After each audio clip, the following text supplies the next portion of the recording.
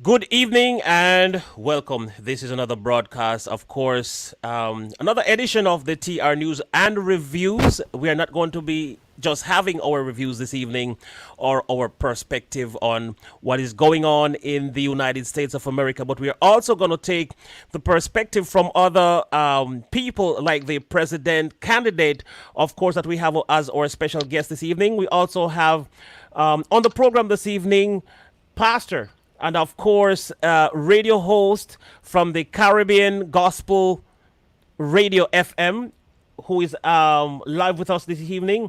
We're going to be sharing, and as you can see on your screen, these are pictures of these powerful ladies that is taking a stance to put a foot forward to make a change. These ladies are advocate for change and they want to do something for the country.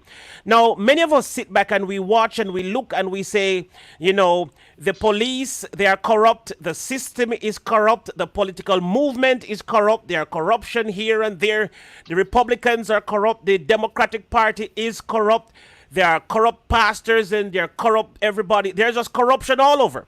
Now, as the country move forward and, election is coming up and, we're trying to allow people to see because a lot of people are still confused as to what to believe.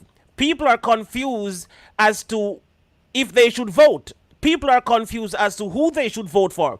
People are confused if they should be a part of the whole BLM community, Black Lives Matters, what, and all these things. People are still confused about what the whole thing is about.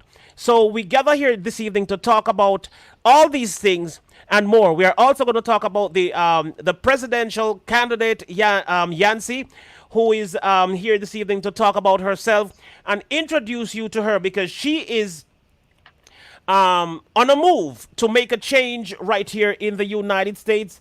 And so she wants you all to be there with her to support the movement on what exactly she is about. So I'm going to, as a matter of fact, she's more a closer friend with Caribbean Gospel Radio, Dr. Monica. So she can actually probably do a better introduction than myself. So I'm going to just take myself away and have Dr. Monica make the official welcome and greetings to our special guest. So as I leave the platform available for this powerful woman, she's a woman of God. She is a disc jock. She's a mother. She's a wife. She has all these labels or accolades, or she's a beautiful woman. She has a kind heart. As a matter of fact, if I was somewhere else, I would have believed to myself that she fell from heaven and God sent her straight to the TR show to deliver us from evil. She's such a wonderful woman. She's a power pack. And so we're going to bring forward to the stage right now no other than Dr. Monica. Welcome to the show. Thank you so much. Good evening to you, TR, and all the family members on the TR show. Thank you for being a big blessing in our lives. Can everybody hear me well? I can hear you. Okay, great. For those in the chat, if you can hear her clear, please put a one in the chat or say you can. All right. Well, the person I'm here to introduce this evening, she's actually the daughter of Wilda, Juanita Yancy Jones of Chicago. She is the granddaughter of a sharecropper, Crescent and Darling Yancy from Paris, Tennessee. Her name is Alice. That's her first name. Her last name is Yancy Teague. And she was born in Chicago. She currently resides in my neck of the woods, Atlanta, Georgia. Yay, we're the Georgians. Yay. And she's been here for the last 9 years. Now, she was raised by her mother's sisters. And when she gets on, she can tell you a lot more about that. She has over 14 years of experience in responsibilities in the public eye and governmental sectors in the early 80s. She's worked for the VA hospital in Chicago. Her family's background was involved in the political arena, and she's currently involved in her community as a community organizer and working with civil rights issues. Her accolades are long. And so tonight I'm going to allow her that platform. We are going to allow her on the TR show to tell us more about her and why she is suitable to be the next president of the United States of America. Again, her name is Alice Yancy Teague, and she is a presidential candidate for the United States of America 2020 elections. Okay, so without further ado, let's just bring the presidential candidate on here to talk to us. Can you believe you get to meet the president before she's the president? That's what I'm it is all telling about. you. So we're happy to meet you. Welcome to the show. Thank you for coming in. The show is all yours. Take over from here.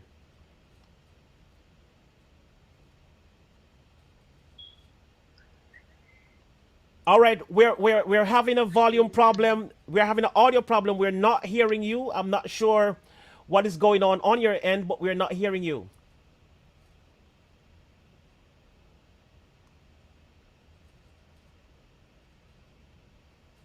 We're still not hearing her. We're not hearing. No, all right. We're gonna have to. Alice, we're gonna have. Are you hearing us, Alice? Give us a thumbs up if you are.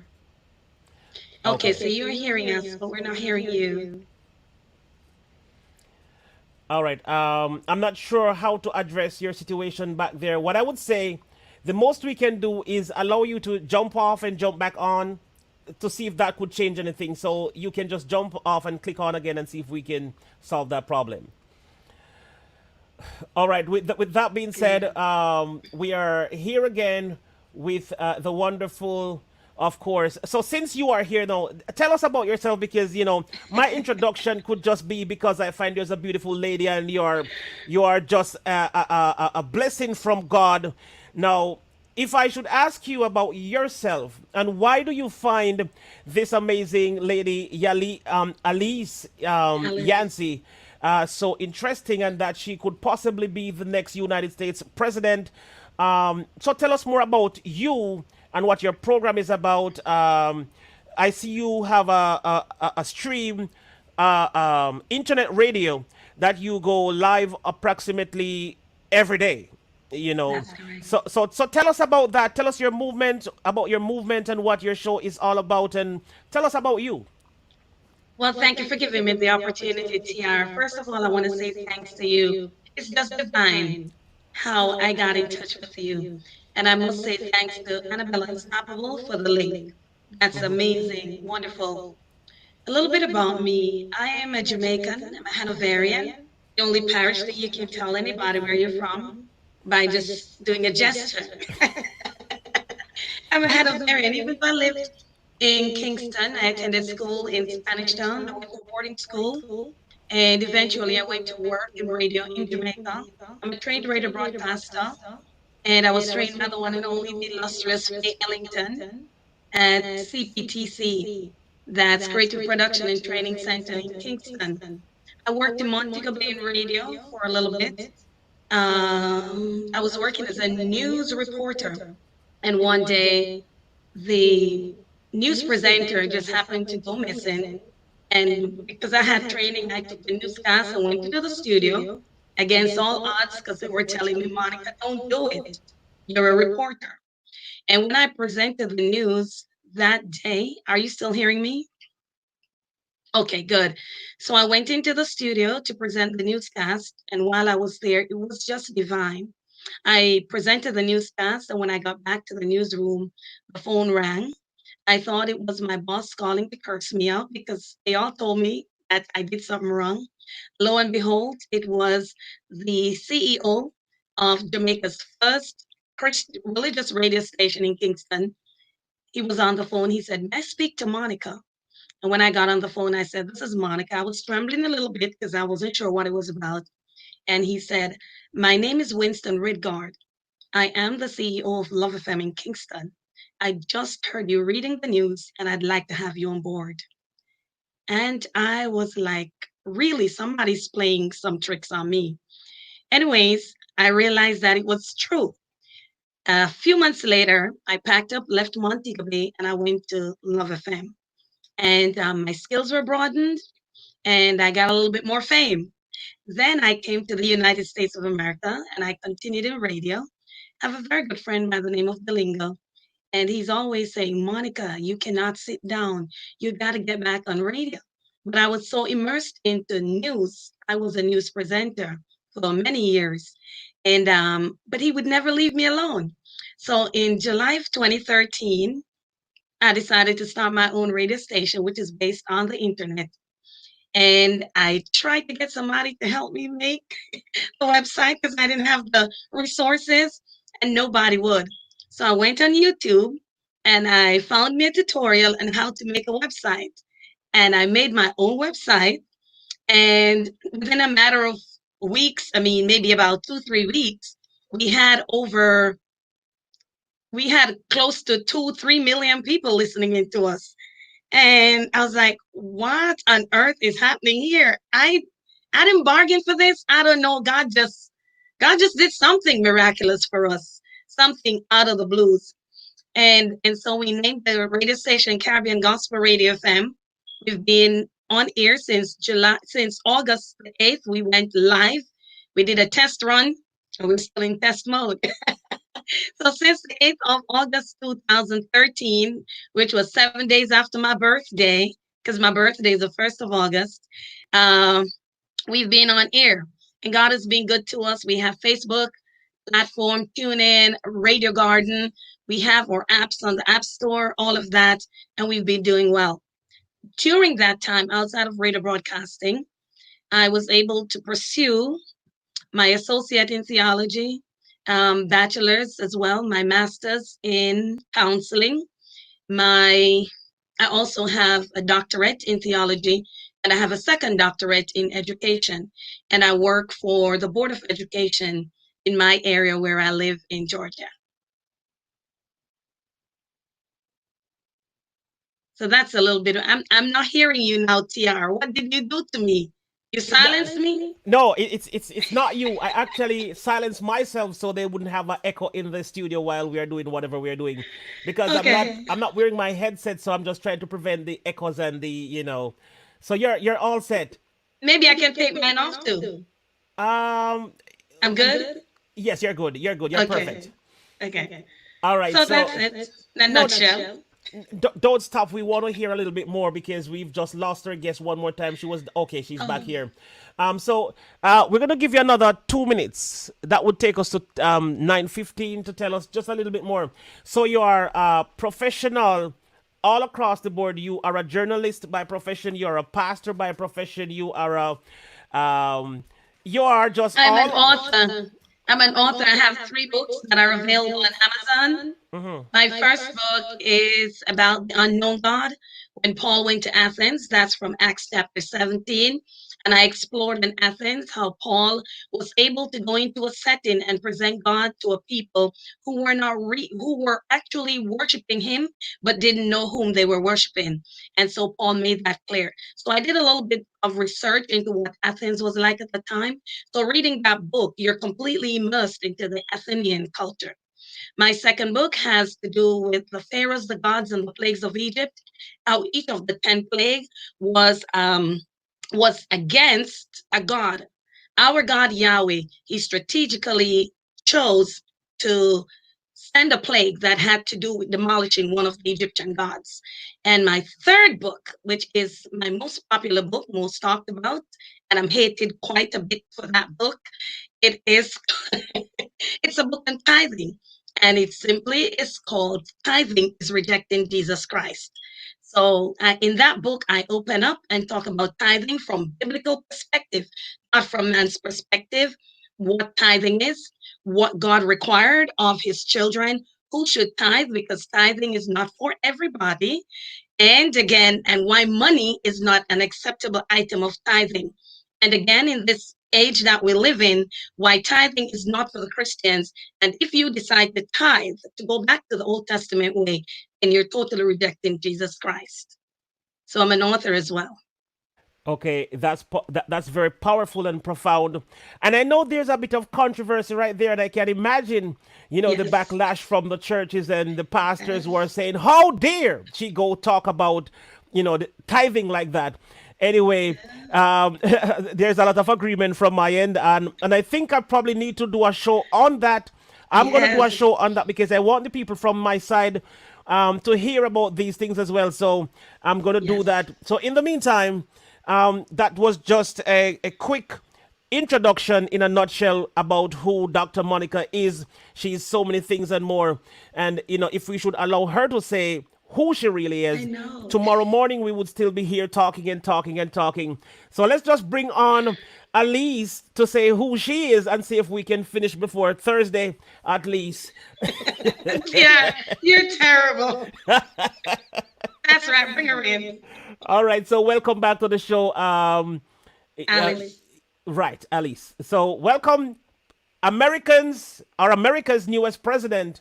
Thank you so much for joining the Yay. TR show. Oh, we don't have any volume again? I'm not hearing her. What's going on at your end, Alice? Um, you know what? Turn your mic on from your phone. Check your phone to see if your mic is on from your phone because probably that is the problem.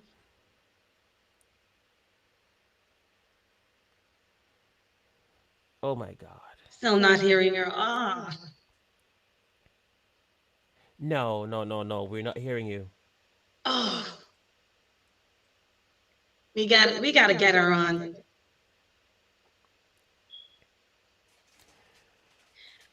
While she's fixing that here, I can tell you a little bit more about her. Oh yeah, please do. All right. Now, Alice stands for the people, making the world a better place for us all. And she has a website, AliceYancyTeague2020.com. So I would invite everyone to go to her website and see what she stands for, who she is. She is a female, of course, and she's African American. And boy, do we need one of us in that White House. Are you back with us, Alice? Is she ready? Okay, I will continue until she is.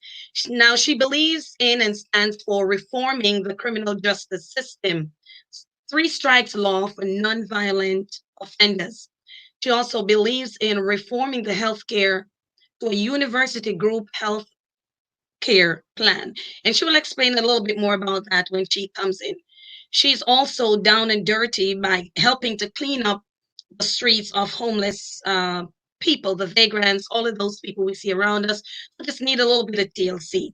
Alice is down. It doesn't matter. She's down there with them in the dirt, trying to get them places to live. Now, she believes in funding, in giving small business and farmers free grants. And I'm pretty sure that the small businesses, they would really love to have that. She also believes in raising the minimum wage to $17 an hour. And of course, she will elaborate a little bit more on that. She believes in allowing students' loan to be included in bankruptcy. And oh, how I welcome that. I know that there are a lot of students out there like myself who we have had to get loans out to finish school. And especially those who went on to grad school, we know how expensive that can be. That education, getting our masters and our doctorates. And I have two doctorates and one master. So you should know that I know what I'm talking about. And even though we filed bankruptcy, our student loans are not included in our bankruptcy. We're still owing, we're still debtors. So she believes in allowing student loans to be rolled into the bankruptcy so that would be taken care of. She also believes in free grants. And I know the pastors that are listening in this evening, like myself, I can hear you say, yippee. She believes in allowing free grants for community outreach projects for churches. And not only that, I know she has a heart for ministers. Alice herself is also a Christian, and so she is interested in giving free grants for ministers, pastors and church leaders to continue their education in theology. And when she joins us, she will tell us a lot more about what she stands for as our next president of the United States of America. Is she ready? All right, we're still having some technical difficulties where that is concerned. And as we work out the kinks, we want to welcome you again to the program this evening. I'm on the TR show. I'm Dr. Monica, and I'm his sidekick this evening. All right. So, are you going to take it away from me or should I continue? All right. TR silenced himself too, so I can't hear him.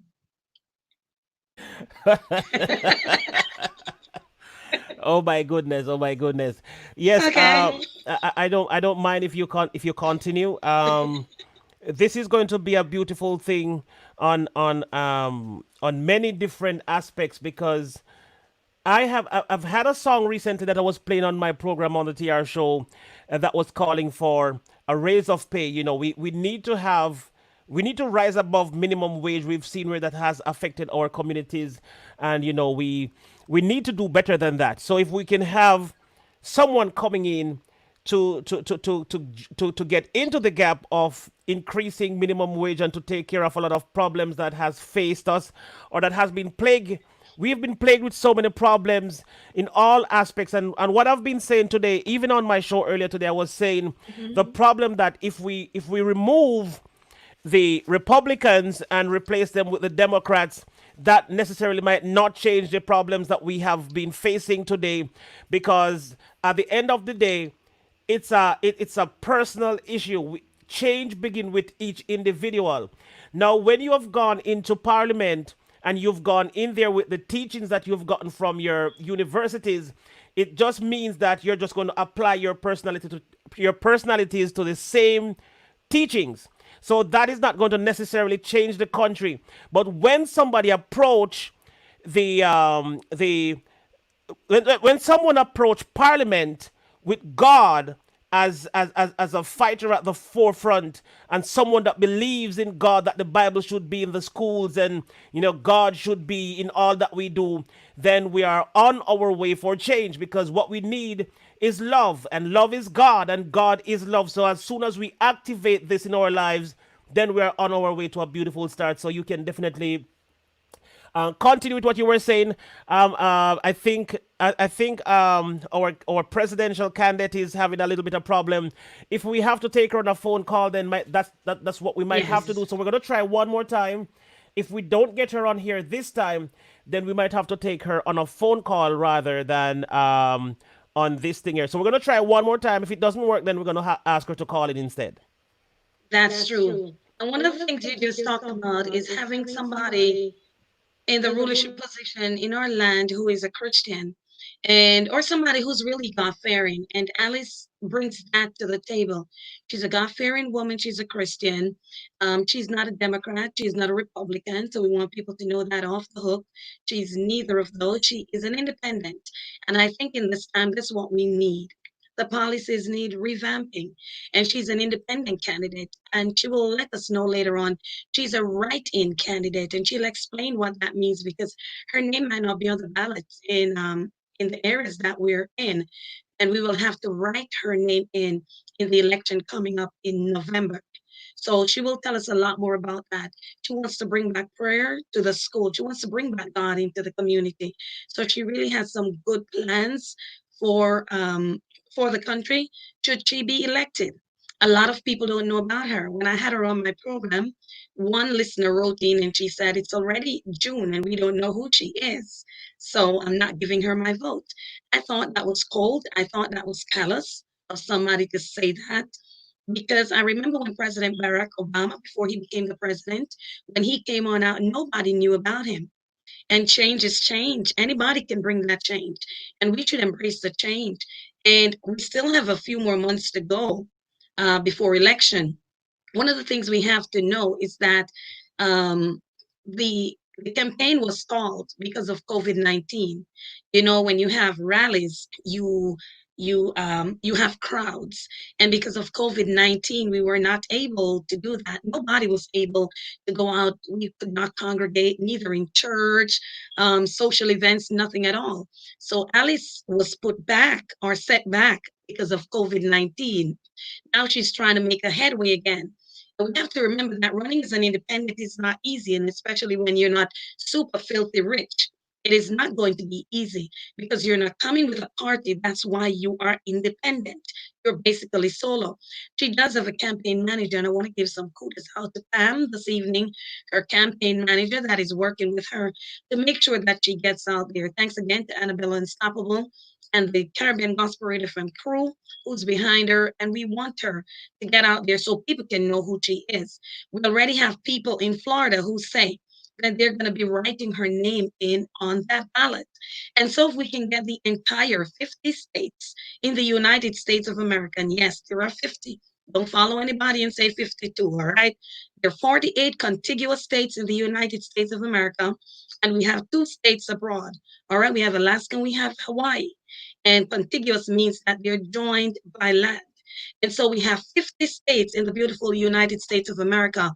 And if we can get Alice, if we can get the people in all 50 states to know who Alice Yancy Teague is and what she stands for, then we stand a good chance to get her into that White House in November. Because people will go to the polls and they will write her name in. Why will they write her name in? Because they know her. They know what she stands for. And that's why we're here today in an effort to let people know that Alice is there. The time is now for change. You don't have to swing Democrat nor Republican. Just go for the person who wants to bring that change that you want to see in America. And we've never had a woman president. What about now, guys? What about now? Absolutely, absolutely. That's perfectly right, and I agree with you so much. I am in so much agreement with you. Let me just take a chance and bring on. She's on again. Let me see if she's ready. But that was a very nice introduction or introspect of what this wonderful lady is. So, oh my God, she's having a really bad time back there with the connection. All right, I think we're probably gonna ask her to call in. Or let's try one more time. She's back here again. I'm not sure if we're on this time. Um, no, we're not hearing you. We're not hearing you. I tell you something. If you have a computer, you can also use your computer to jump online if you have one. If you don't want to do that, you can probably try without the headset or the earphones. I'm not sure if that will make a difference because I'm not sure if I can diagnose the problem from this angle. I'm not sure what exactly technical difficulties you're having, so I don't even know what exactly to tell you to do. But what we can say, we're going to continue talking until you can figure something out. Okay. All right, we're going to continue talking until you can figure something out.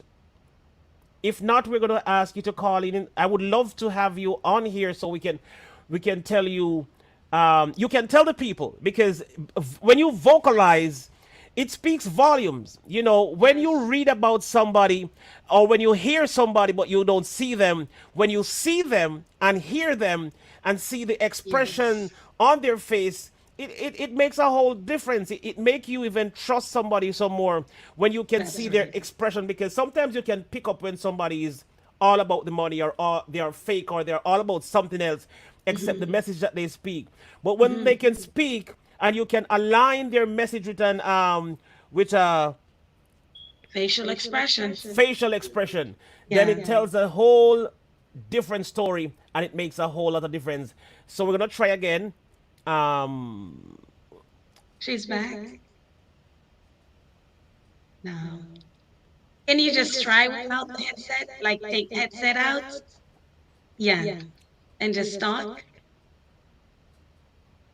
All right, Tiara, I think we that's not working either. no, a phone call we'll have to do. Look at her beautiful face, guys. Absolutely, absolutely. Ah, No, we're still not hearing. We're still not hearing. So I don't know what could have been the problem because I don't know. I don't know either, Tiara. Don't look at me. I can't fix it. All I'm right. just messing with you. You could also try with another phone from your apartment. So if another family member has a phone, just let them try the phone to see if your phone is the actual problem. So let another person from your household try their phone with the link, jump on and see if we have any difference, and so we can tell if the phone is the problem or the headset is the problem or whatever the problem is.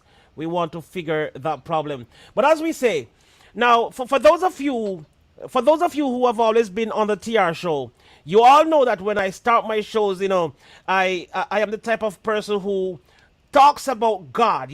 I talk about the importance of having God in your home, the importance of having God in your life, the importance of having God overall. And sometimes I even tell the people that I personally don't care. Well, I kind of care, but at the end of the day, I want to say, whomever you choose your God to be, I know who my God is. I know how real God is to me.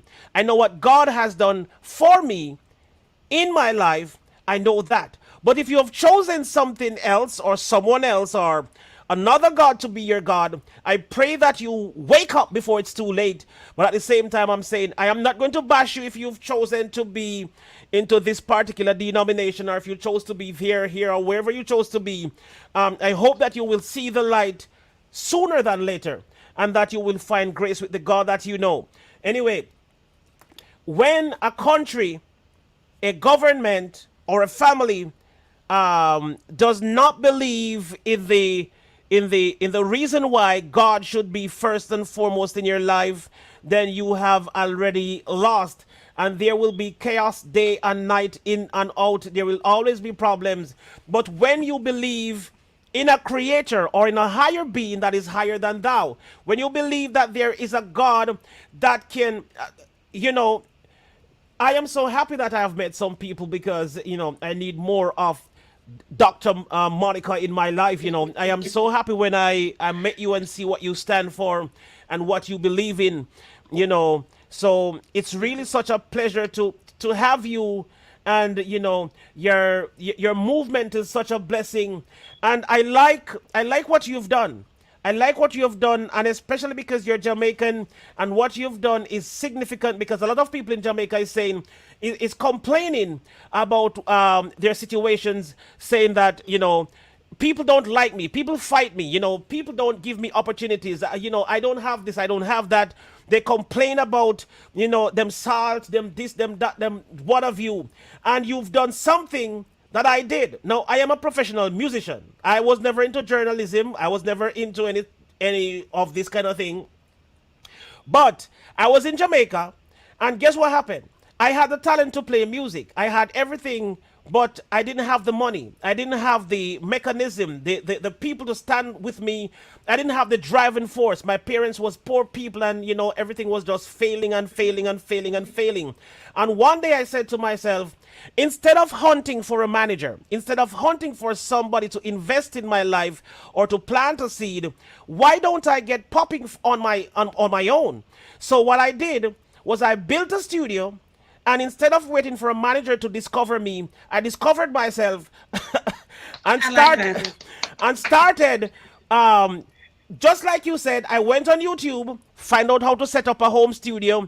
I set up my home studio, and I started producing my own music. So I did not wait on a producer. I produced my own music, and now I have a couple singles out, and I am working on my album right now. And guess what? If no radio stations want to play my music, I am already in process of building my own radio station. So how are you going to stop me? And when I meet you, I realize that you are the same person. And guess what? Now I can go to you for ideas on how to do things on my side. You are a professional in this area, so I can come to you and say, hey, last night I was researching this, and I am kind of lost. How can I do this and so now I have help right in my back door, or in my backyard, or in my front yard, or all over.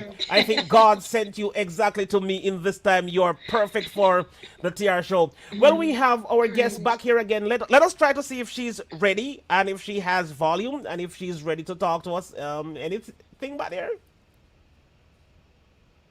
No. She will just have to do the phone and call in.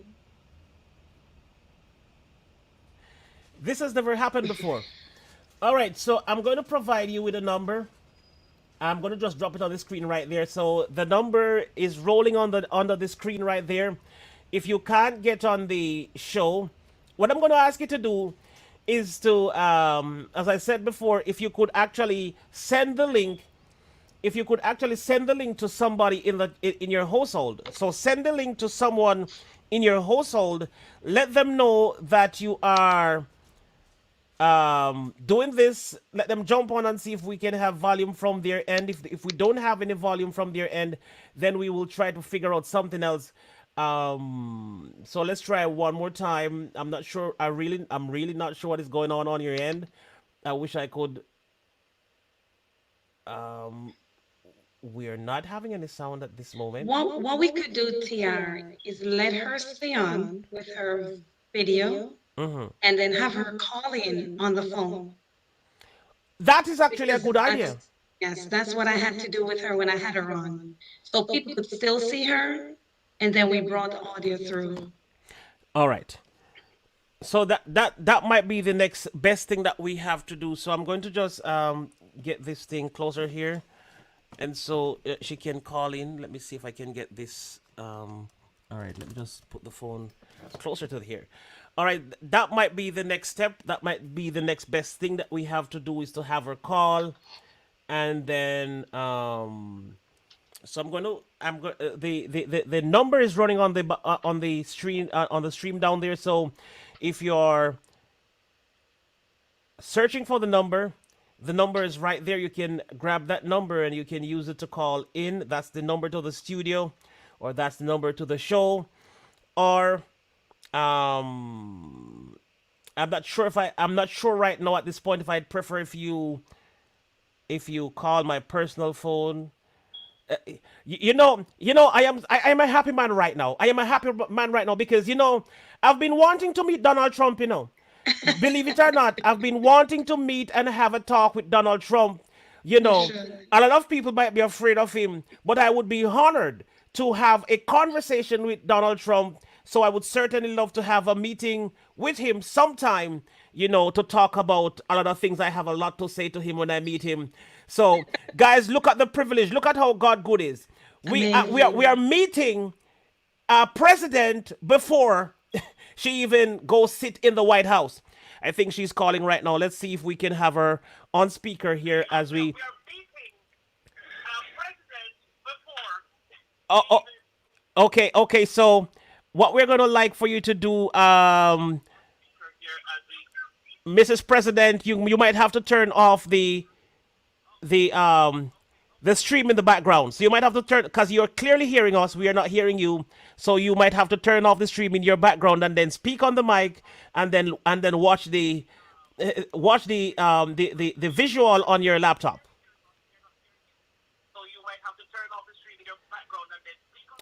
We're still having an echo. We're still having an echo. So hold on.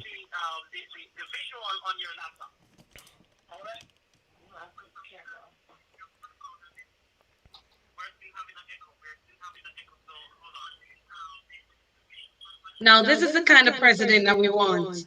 A president that won't give up. Exactly. She's persistent.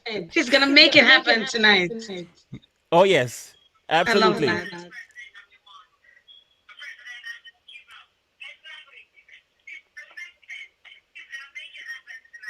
Yes, I am. Some kind of way. All right. So we're having one problem, Mrs. President. We're having one problem. We're hearing the stream in the background. So if you can turn off the stream in the background, that would be fantastic.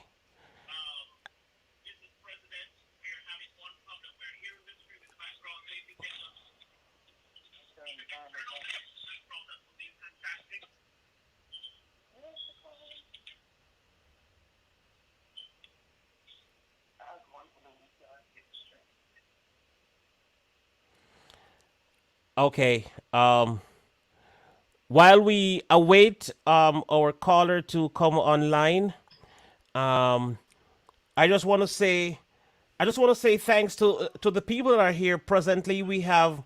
Let me just give a quick shout out to the people that is in the chat. We appreciate your presence. I am happy to see Penny Brown from over. When I see people from somewhere, I can recognize them and I know exactly where they are from. We see Penny Brown and hold on.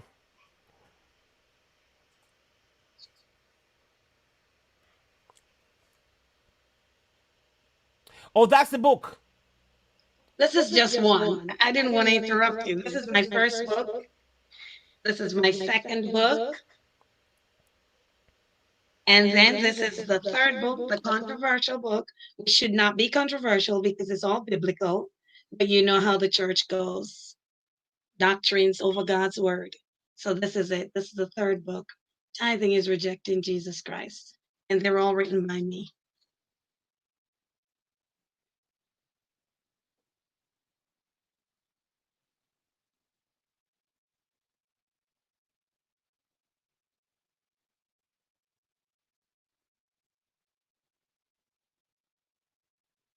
I'm hearing neither of you. Okay. All right. Go again, Alice. Let us see if we can hear you now. Can you hear me, everybody? Yay! Yay! We're there! Well, I am so glad to be here. I wasn't going to give up. And I thank you. We got it. We're going to stick to it. And that's what a president's supposed to do. You go for it and you keep going until you can't stop. And so I wanted to say thank you for having me on your show. For those of you who don't know me, my name is Yancy Teague, and I am running for your next president on an independent ticket as a write-in candidate. So I ask that you visit my website, AliceYancyTeague2020.com. AliceYancyTeague2020.com. And those of you who know, running any type of race, it costs money. So I ask that you go to my donation page and donate so that we can make a difference on November the 3rd. Because this election belongs to the people. And so I just want to say thank you, Dr. Monica, for that very warm welcome that you did. T.I., thank you for having me on your show. And all of the listeners that's here, I want to thank you. Sorry that we had technical difficulties, but that is the American way. You will have technical difficulties, and it sometimes is just not your fault. And so I just want to say thank you. I am the daughter of a civil rights activist, Nancy B. Jefferson, from the west side of Chicago. She is my mother's, my guardian. She's my guardian mother, but she had adopted me into the family, and so she is my mother. I am the granddaughter of a sharecropper, Crescent and Darling Yancy from Paris, Tennessee. I'm originally from Chicago. And I was always told when I was a little girl that something bothers you to stand up and do something. Well, things are bothering me, especially with this mass killing that we had with the police officers, and we're going to address that later on. But I just want to say we can make a difference, but it's going to be up to each and every one of us to make that difference.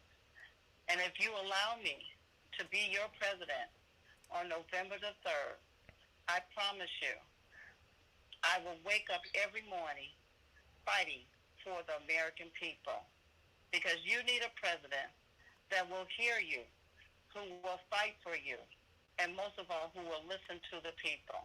And that's what I'm planning on doing, listen to the American people, because the time is now.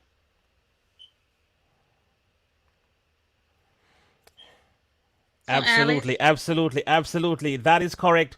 So if you just seen, I just placed a very profound statement that she made, and this is available on her website. Also, in the description of this particular video, I have pasted the entire page, front page of our website, so you can go and read it. You can also find her. I copied all the link. It's in this description, so go check it out and go check her out. And as she rightly said to you, you need a change. You need a president that will stand for you. She is the perfect candidate that believes in a God that, when somebody talk about God, it does something to me. That's what we need. We need people who believe that there's a God somewhere that is better than us all. We are not better than each other. Our mentality and our personality, it is different. It defines us differently from each other. But when you add God to your personality, it makes such a difference. And that's what we need, because people have been fighting a political warfare for too long without God. You see, and that's where the mess come from in our country. Now I'm going to paste this other message in the stream, and I'm going to allow also. It seemed like Dr. Monica want to say something, so I'm just going to allow you to say what you want to say right now. Well, basically, what I wanted to say to Alice as our next, well, as the presidential candidate right now, I wanted her to talk a little bit about the ballots that will be coming up and also what she stands for. I started when we were having technical difficulties to tell the American people about some of the great things that you stand for, Alice. So if you could just elaborate a little bit more on that so that we could hear the values that are in you and the values that you want to take to the White House with you for the American people. Thank you, Dr. Monica. That is a wonderful and it's a good question to ask. One of the things that let's make something clear as far as the candidacy is concerned. A write-in candidate, and a lot of people don't understand what that is. What a write-in candidate is that person is not in any party, whether they're not on the Democrat Party, they're not on the Republican Party, but they are an independent candidate that's going to be a write-in candidate. And they will not be in the primary. They will not be on the ballot. You have to write their name in. And I've been a Democrat all my life. I decided to run an independent candidacy and to be a write-in because, especially with the coronavirus, it stopped us for doing the things that we needed to do. And we was told through the election that the best way for me to be in this race and possibly win this race is to be a write-in candidate.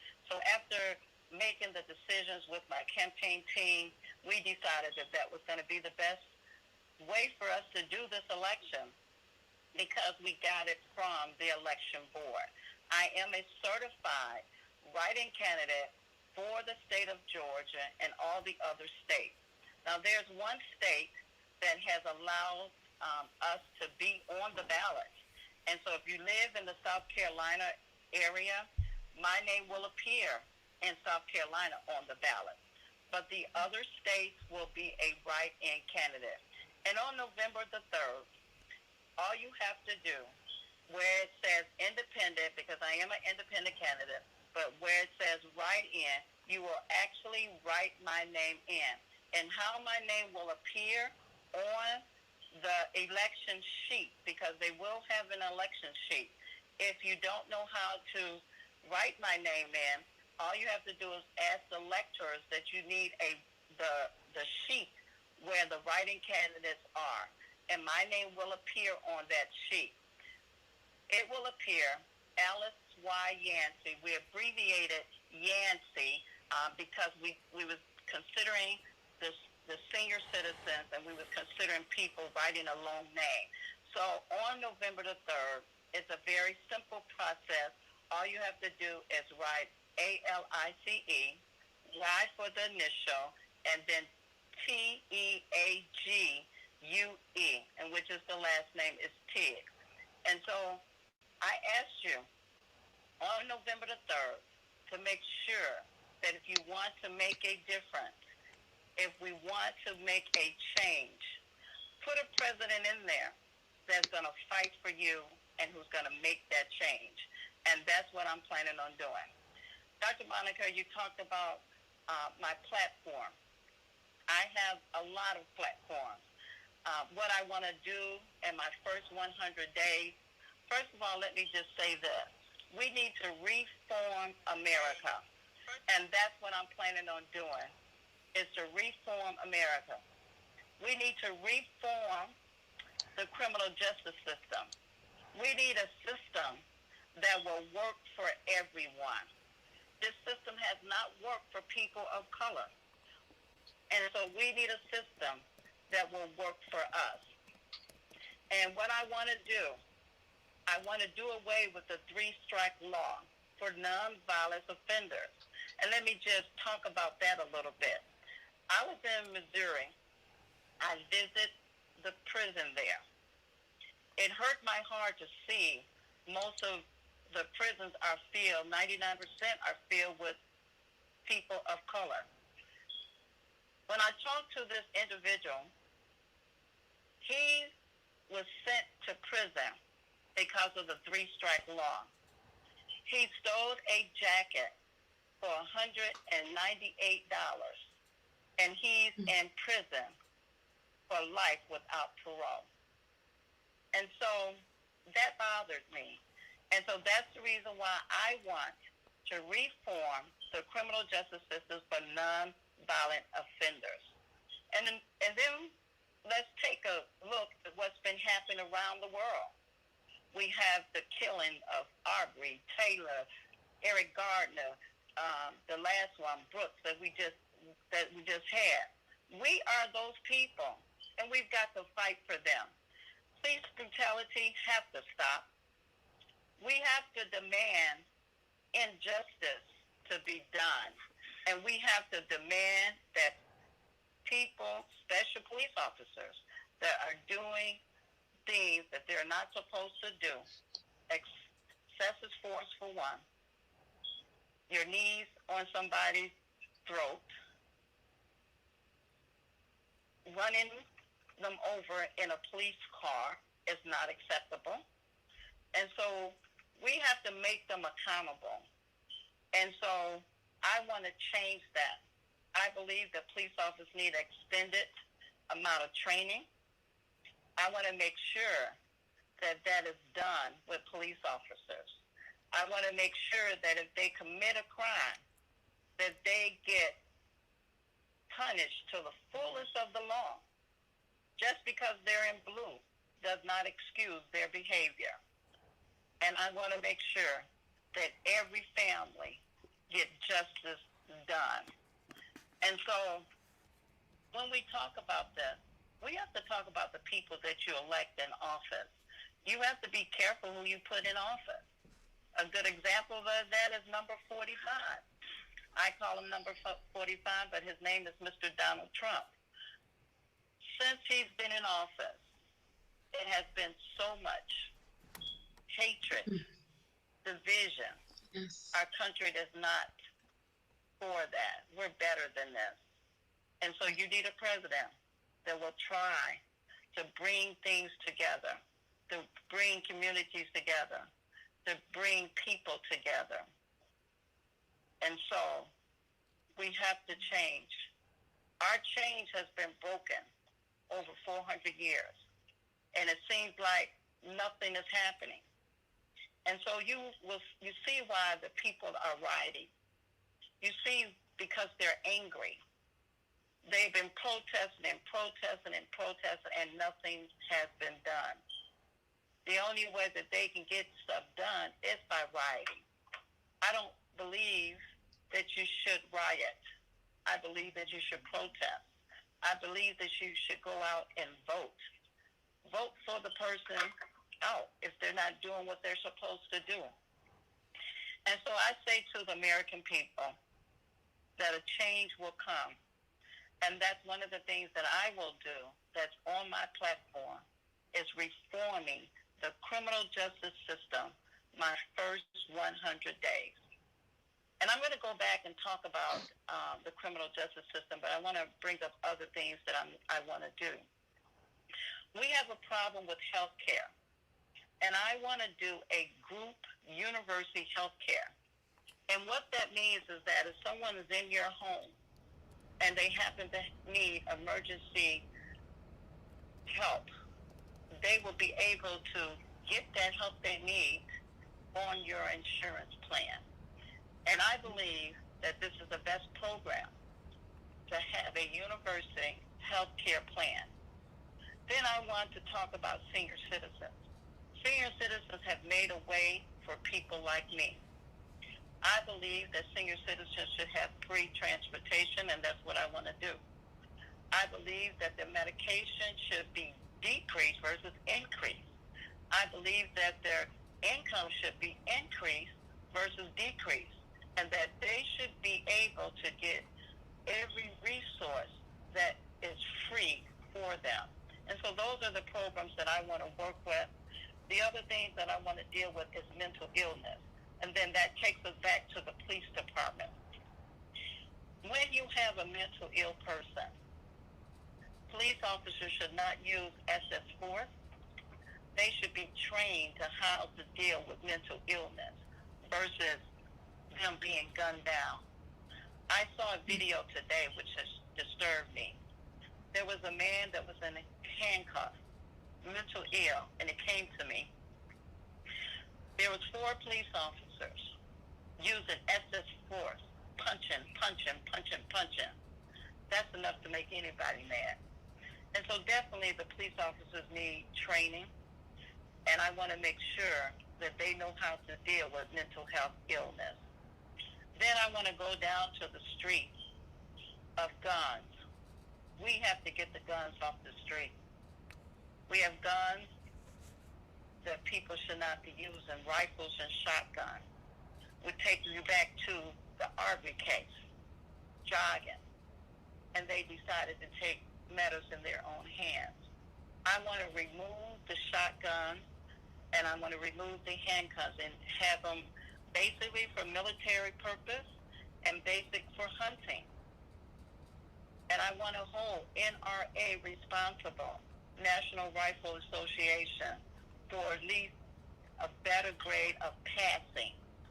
And I want to hold gun dealers responsible for selling guns to minors. And this will clean up the streets of guns. We can get a better control of the guns. Then I want to talk about homeless. We have too many homeless here in America. America is a rich country and we should not have homeless. I want to take every abandoned building in every city and every state to make them affordable housing for those who are homeless. And some of our homeless are veterans, and veterans should never be homeless. So veterans, if you're out there, I salute you. We have teenagers that are homeless. And so I want to make sure that we can take these abandoned buildings and make them affordable housing. Student loans. I'm a product of a student loan. I have a criminal justice degree, a BS degree, master's, and I'm working on my law degree. I had to live on student loans. I didn't have a silver spoon or $1 million to continue my education. And I believe that student loans should be included in bankruptcy. Because when you are full of debt, especially when you're young, it's hard to pay that debt off. So if there is a way that if you happen to do bankruptcy, that you should be able to include that in bankruptcy. Now, I'm not saying get a bunch of debt and go bankruptcy and include your student loan. I'm not saying that. I'm saying that if you have to get and to do bankruptcy, that the student loan should be included in the bankruptcy.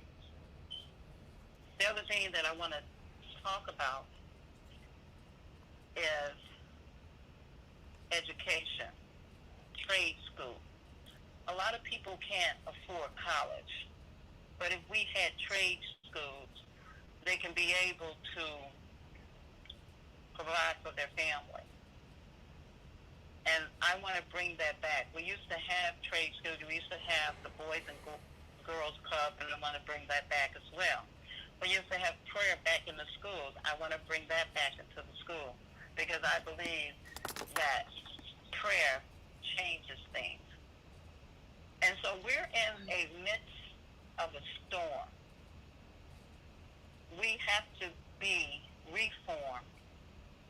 And that's what I'm planning on doing with America. So I ask you to visit my website.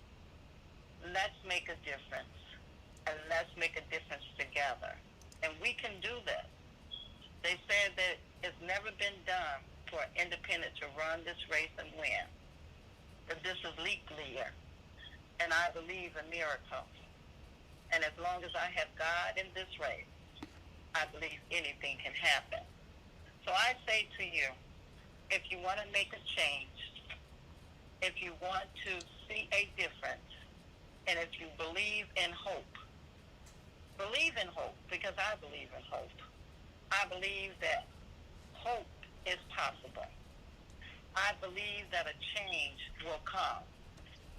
And any time that you cannot walk down the street, you cannot jog down the street, you cannot sleep in your car, you cannot be in your own home, you cannot sell CDs, you cannot go to the store and you're getting gunned down, something is wrong.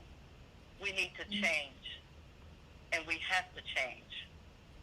We have to make America what it's supposed to be, the land of the free. When are we going to be free is the question. When are we going to get that opportunity to be equal and have justice? I believe that time is now.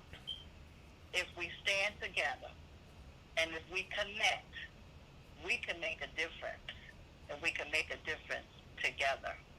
And so on November the 3rd, let's show up.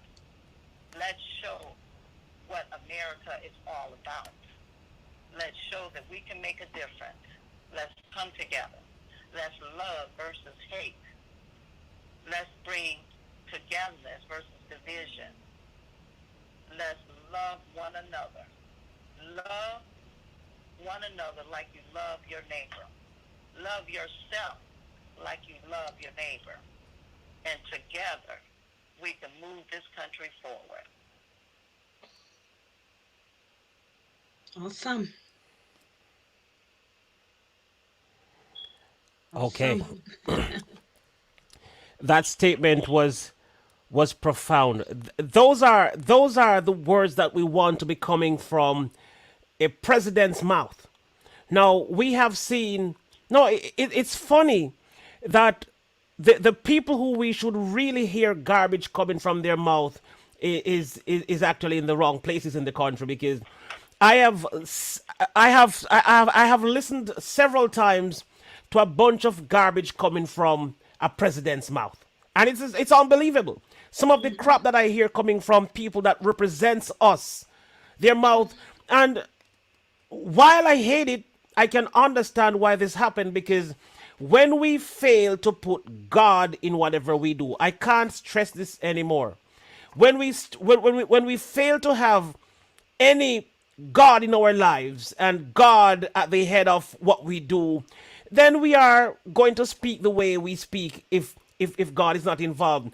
Now, she said a couple of key points, and let me just welcome everybody that is in the stream right now. Thank you, SP Nuggets, for coming in. Thank you, everybody that is present right now. Now, I'm going to give you all a chance to ask questions. So if there's any burning questions, now, for those of you who don't know who is speaking to you, we are speaking to our possibly newest president.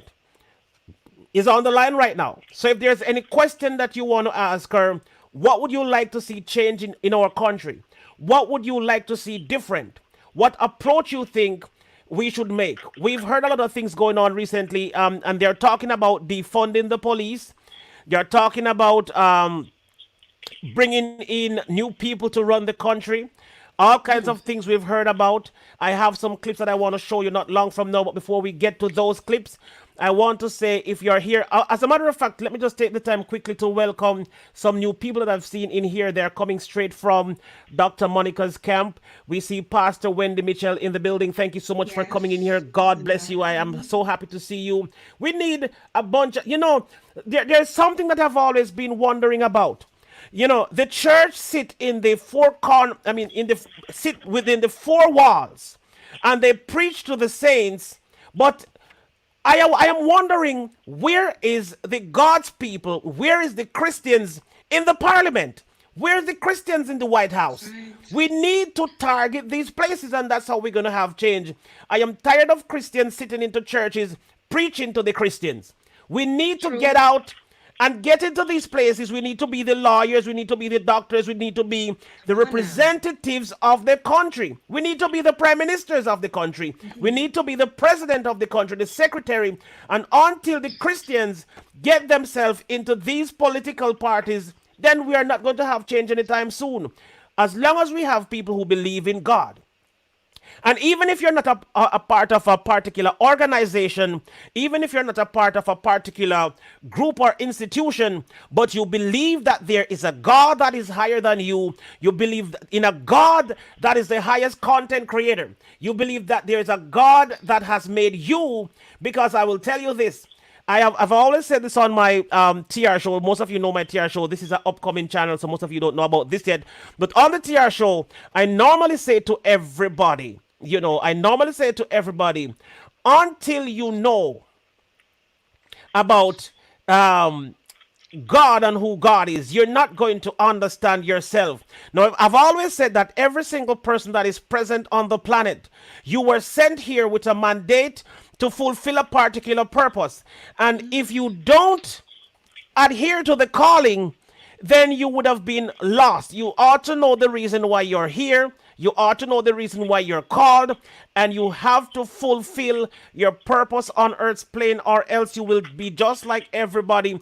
And we need to get together and contribute to society.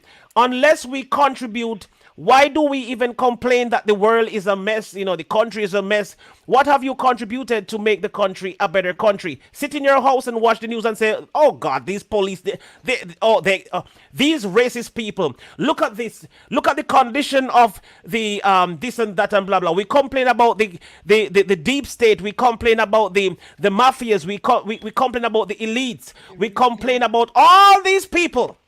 But what have you been doing as the person to contribute to the country? You sit, you watch, you talk, and all these things. Well, I lift my hat off, I lift my hair off, I lift everything off, and I salute this wonderful president who make a step to say, I am not too small to be the president. I am not too black to be the president. I am not too feminine to be the president. Of course, I can step forward and make a change to the country. And so she decided to make a change. And the lady that you see sitting beside me, her name is Dr. Monica. She's also contributing to society, making a change to the country, as opposed to complaining. So thank you again, Dr. Monica, for coming on. I know you're probably burning now with a lot of questions, and maybe you have something to say again. I'm going to just give you that chance to jump on and say what you have to say, and then we will bring back our president, of course, to address before we jump into some questions from those in the audience who want to ask questions. We will make sure that you get a chance to ask your questions. That's right. Thank you, TR.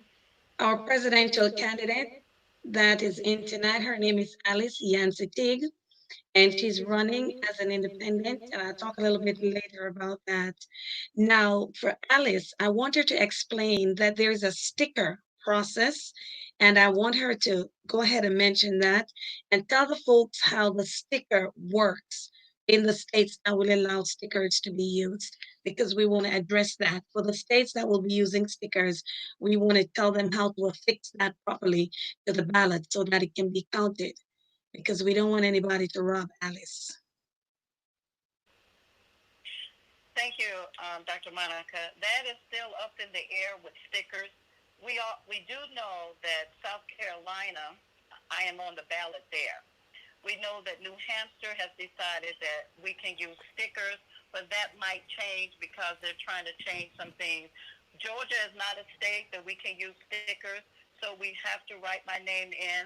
Illinois is not a state that we can use stickers, so we have to write my name in. Indiana, you have to write my name in. Minnesota, you have to write my name in. Florida, you have to write my name in. So we're still trying to see which state will allow the stickers. The problem of the stickers is that we was told that they won't go through the machine. And if they happen to come off, then that person's vote won't go anywhere. And so we have to remember that voter suppression is real. And with me being, I can say, the new kid on the block, they will try to do whatever they need to do to not let me win. But I'm determined, and I know that the American people need something better. And so I just suggest that we just write my name in. Now, if we get the sticker, of course, your state will have the sticker. And as we go through this candidacy, we will know definitely probably like in August, I believe, what state will really have the stickers and what states will not have the stickers. So be patient with us. We're working with the election, getting the approval so they can let me have the stickers. And so it's just some things that they're taking me through, and that's fine because I'm strong and I'm not going to let them deter me. I'm just going to keep staying focused and keep fighting for the American people. So hopefully we will have some answers of what states will allow us to have stickers and what states will not let us have the stickers. And with the sticker, all you have to do, it will have my name on it, and all you have to do is put my name right where it says write in. You will put that sticker right there. And so, again, we're still working with that. We will have some answers in August. That's what we're hoping for, that we will have the answers that we need for the states that will need the stickers. And the reason why we wanted to do stickers was because of the senior citizen, those who would have difficult writing my name in. But one thing that the election board did say to us is that if people had difficult writing my name in, all they have to do is ask an elector to show them the sheet, if it's not posted, to show them the sheet of the writing candidate. And if that is possible, then it's going to make it a little bit easier for people to write my name in. Okay. Thank you for that. Okay. And All right. Okay, great. All right. Thank you for your input. That was a question asked by Dr. Monica, and of course, you answered the question perfectly. That was clear. So, if there was somebody who weren't understanding how you go about that, then that was just being made clear by the president herself. Okay, thank you very much for making that clear. Is there any other questions or input that you want to make, Dr. Monica? I wanted to ask her about a vice president. What would be her choice of a vice president? Very good question. What would be my choice of a vice president? And Dr. Monica, that is a good question. And as we're speaking on vice president, guess what? I need a vice president ASAP. I was just told that I need a vice president as soon as possible, especially for South Carolina. I have to July the 15th to have my vice president for South Carolina and in Florida. And then, so I don't have long for a vice president. But what I'm looking for in a vice president, someone who understands and who will fight for the people like I will fight for the people. Someone who understands mental illness, someone who understands education, someone who understands poverty, someone who understands homeless, but someone who can be a leader. We look to leaders for strength, and that's what we need, a vice president that will be a leader, but that will also be a person of strength. Now, I did look into, and I have interviewed the Hispanic area. I have not found a candidate yet, working with the Hispanic area. And now I'm open to anybody that wants to come aboard this train. And Dr. Monica, I wish you could be the vice president. But I want people who feel that they can fit this shoe to run with me with this race.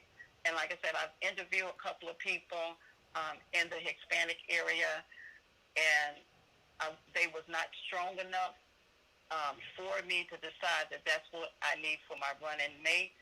And I need somebody that's powerful. I need somebody that's strong and won't back down. And so I'm still looking for that vice president. Those of you who want to consider being my vice president, I would love to interview you. I would love to have the opportunity that we can ride this train together.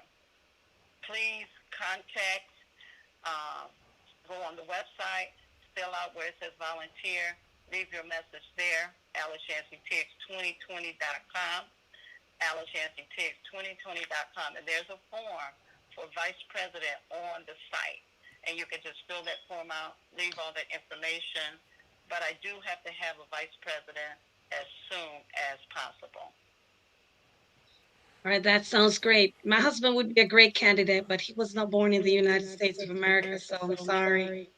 Can And while you're saying that, let me just tell you the qualifications of a vice president. Thank you, Dr. Monica, for saying that your husband would be a good candidate. He's my friend and he's your husband, so I appreciate that. You must be a U.S. citizen. You must be at least 35 years of age. It will help that you don't have a criminal background, but and that's basically the requirements for a vice president. So if you fit that, please let us know. Oh, that makes him qualified then. Okay. I'll send him to you. All right. Now, one more question I have for her, TR. Can I go ahead? Oh yeah, sure, please do. Funding. In light of COVID-19 and everything coming to a stall, and we know that November 30th election is only weeks, and I say weeks really, away. How are you looking where it concerns finance for your campaign? The funding for my campaign, that's a good question. We do need sponsors. We need donations. We are doing fundraisers. But again, we are limited to what we can do because we're still dealing with the COVID-19. And any functions that we have now, we can't have no more. I believe it's 50 people. So we're doing a lot of fundraisers on the internet. We're doing, if you go to my website, you can donate that way. And we're getting personal fundraisers as well. Okay, that's great. All right, so TR. Yes. Recently, one person said, I'm a Democrat, and I'm not going to be voting for Alice because if I give her my vote, that is one less vote for the Democrat Party, and Trump will go back into the White House. Let's rationalize this for a moment. For those who are thinking the same way, that look, I belong to this particular party, and I will not give that vote to her because I don't want Trump to go back into the White House. Let's talk a little bit about that. What is it that we want? Do we want just a party to be there, or do we want change? Now, if we got 1 million people who decide that I want change, it doesn't matter which side they're coming from, whether Democrat or Republican, because they want change and decide to give their vote to the person who's going to bring that change. As a matter of fact, especially for somebody who's a Christian, because we need God back in that White House. We need him back in this land so that we can take the guns back out of school and put him back where he belongs. I believe that if everybody would look into it and say, well, it's not a party that I'm going to be voting for this time. I'm going to make a change. Here goes a female. We've never had a female president. Here goes an African American following the heels of President Obama again. Let me give her my vote. I don't think that President Trump can have a chance. For those who are worried about that. So that's one of the things I want to talk about because people are thinking very hard about it. I do not want to split the vote because I don't want Trump back there. They don't mind voting for Alice, but they're thinking that that's one less vote for the Democrat, and that might put Trump back in office. And we need to address that because if everybody is determined to write her name in, sticker or no sticker in your state, if everybody is determined to write her name in and say, this is who I'm going for the change that I see in her. She's a God-fearing woman. She is an African American. So I want to give her a chance. I don't think that we would have to worry about Trump getting back there. Now, what do you think about that? That's another good question. And you said something that is absolutely right. Instead of thinking about giving your vote to the person that wants to bring about change to your country, and you're thinking that giving this person the vote will will be a less vote to allowing a potential term of Trump, and that is what you're afraid of. But the person that is running, you said the right thing. As a matter of fact, you said what we are craving for is change in a upper direction, a more spiritual direction, a more righteous direction. So that's what we're looking for. But I said before earlier in the stream, I said that in order to go forward, the people, the president is dependent on the people. Both parties is dependent on the people. Without the people, the Republican can't win. They have no power. Without the people, the Democratic Party has no power. They can't go forward. And so, who are the people? I am one person in the people section. And so they depend on just me. So if each of us decide that we're going to go for change, let's forget about who is the leader. We're going for change. We've had the experience of a Trump party. We've seen it all. Now, if we're gonna have a total different person going in, and the person is going in, and the person believes in God, that is already a change. Now, if you ask Mr. Trump about the Bible, he will refuse to speak on the Bible. I've seen that before. You ask him about any verse in the Bible. Mr. Trump, what is your favorite Bible verse? That's my private business, he said. I prefer not to speak about that. So it means that there's a strong chance that he don't know one verse from the Bible. There's a very good chance. He does. He says in his defense, in my president's defense, he says that his favorite Bible verse is a private thing between him and God. I have studied theology, and I didn't know that any of the verses in the Bible was private, because you can actually download the Bible from the web. You don't even have to go to a bookstore anymore to buy it. You see why we need Alice in the White House?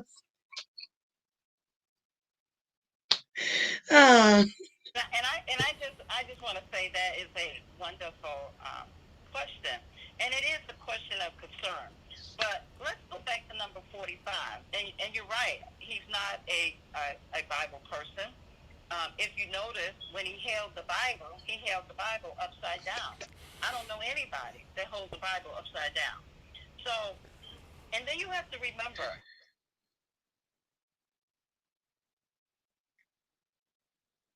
hatred out. The only way you're going to take that hatred out is that you got to replace it. It reminds me of a boat sinking.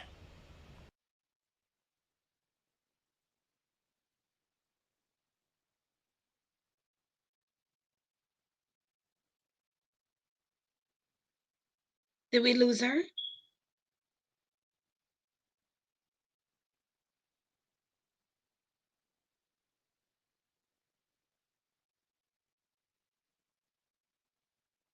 Now, we're not going back.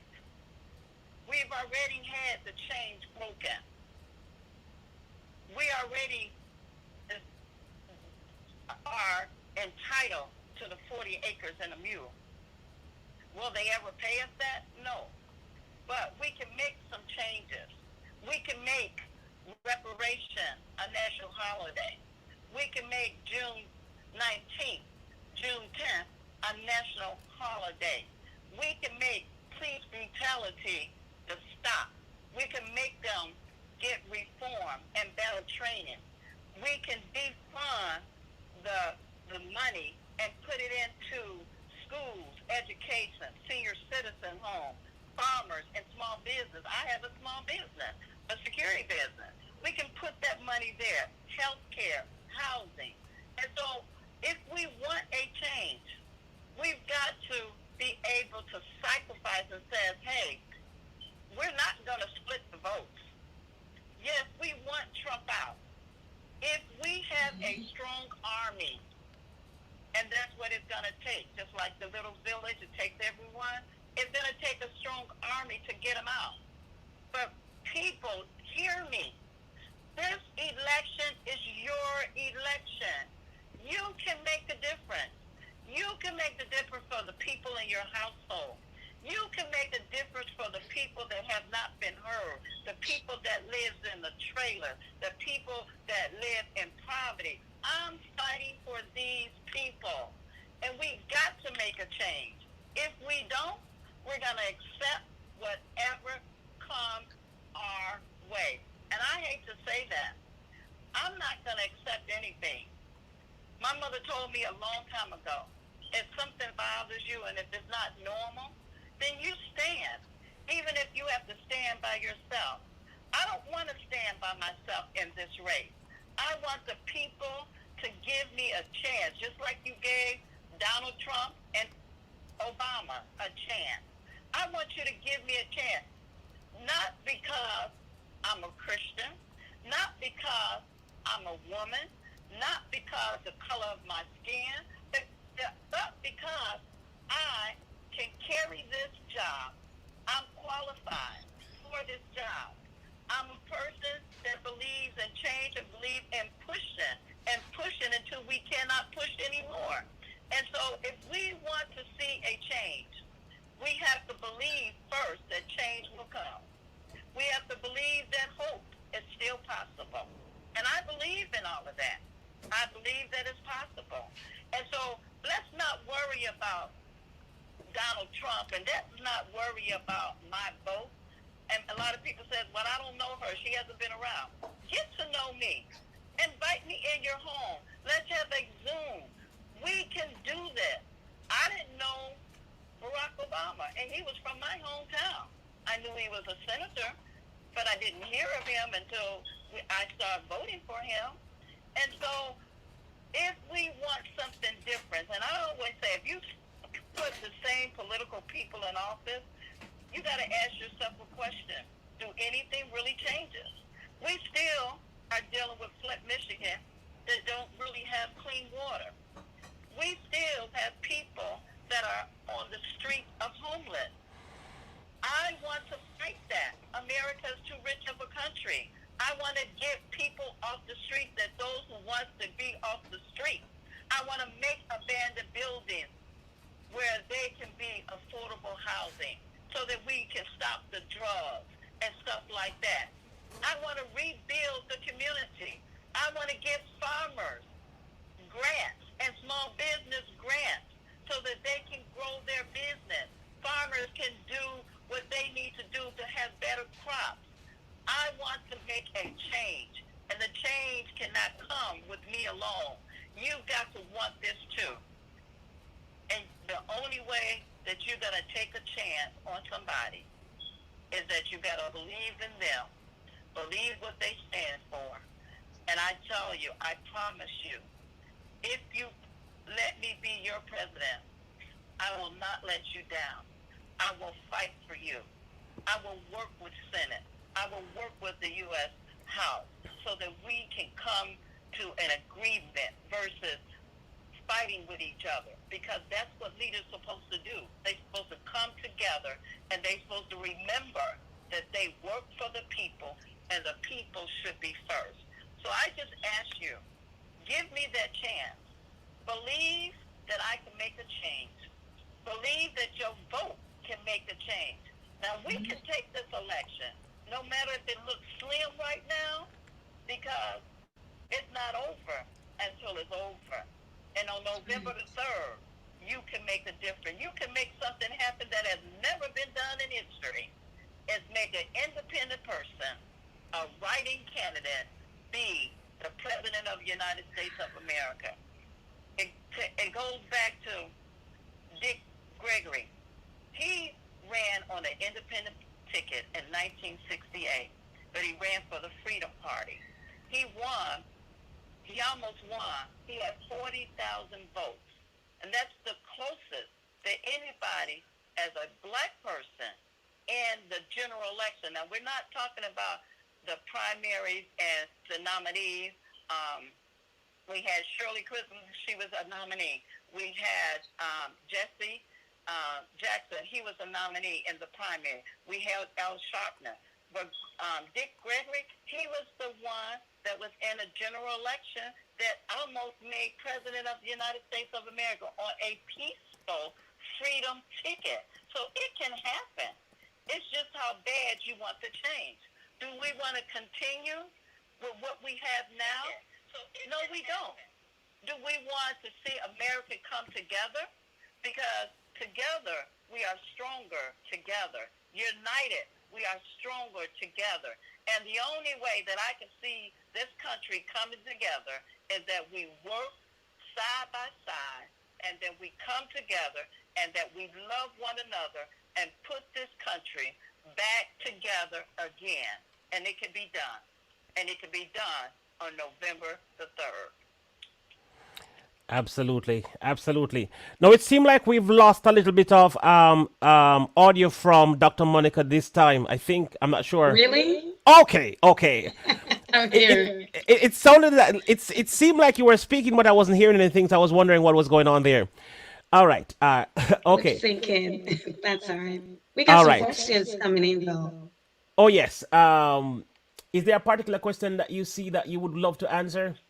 Well, SP News Nuggets, and I have to turn my head a little bit to read that question. So The, pardon me. the one that she asked about defunding the police. Yes. You want to go Okay. ahead and you want to deal with that? No, I'm going. No, you can answer that. I'm just going to put it on the screen so everybody can see it. All right, great. So, Alice, can you say that, Madam President, candidate? Defunding the police department. Let me Yes. I read would the like to ask question Joan for you. for the take on defunding the police. She may already. I've already. Yes. I did talk about that, but I don't have a problem with talking about it again. What I would like to see in defunding, I would like to spread that money. I would like to give it for school and education, senior citizens, farmers, as I said, small business, healthcare, affordable housing, and training our police officers, because they need training and they need funding to get that training. Mhm. So, so if I am hearing correctly, I think I want you to repeat that because even though I understood when you first spoke about the situation, I understood clearly, but after seeing the message now and the message is out there, I am not sure if I understood. If I missed something, I may have missed something, but I'm not sure if I understood clearly what you've said because it sounded like you're saying that you wouldn't defund the police. But it also sounded like you were saying you would use that money to give to the elderly, to give to different departments. So if you could just make that clear one more time, exactly what you were saying, I would love to hear that just one more time, please. Yes, I would. Let's get the definition of defunding. Perfect. Defunding the police. That's All right. it means is just moving government money around and take it from the police and give it to other parts of the government. And that's what I would do. I would give it to schools, education, senior citizen home, farmers, small business, healthcare, and for affordable housing. And still have money for police training, because even though you defund that money, they still have to have training, and that training has to be paid for. Absolutely. Thank you. And I wanted to make clear that getting rid or abolishing the police altogether is totally different from defunding the police. And we need to educate our own in that because many people think that defunding the police means, getting rid of the police departments altogether. They're two separate things. And as Alice says just now, defunding the police doesn't mean getting rid of the police altogether. It means, reducing the police budget, reallocating those funds, just shifting it around to crucial and often neglected areas like education and public health, housing, and even youth services. Perfectly right. Well said. All right. As we as so okay, we have another 25 minutes on here. We want to give everybody in the chat a chance to ask. Now, this could be your president if you decide to go with the flow. If you decide to follow through with electing her president of the United States, this will be your next president. The possibilities are there. Don't even be looking at it and saying, hey, this party is big and that party is big and there, and they have the money. Right. Even if they have the money, but we have the knowledge of what we want in the next election, then the power is all in your hands to decide if this is what you want for your president, if this is whom you want for your president. And it is not so much about, at least right now, but what she believes, what she believes in. And if she, well, we understand, I'm a very controversial person sometimes, and I know that I say, when you study politics, it doesn't matter who you are. You're just going to put your own personality to what you've learned in the studies of politics. But every politician, as a matter of fact, let me ask you this question, Madam President. All the politicians come right before election. They always give you all these nice talks, what they will do, how they will do it.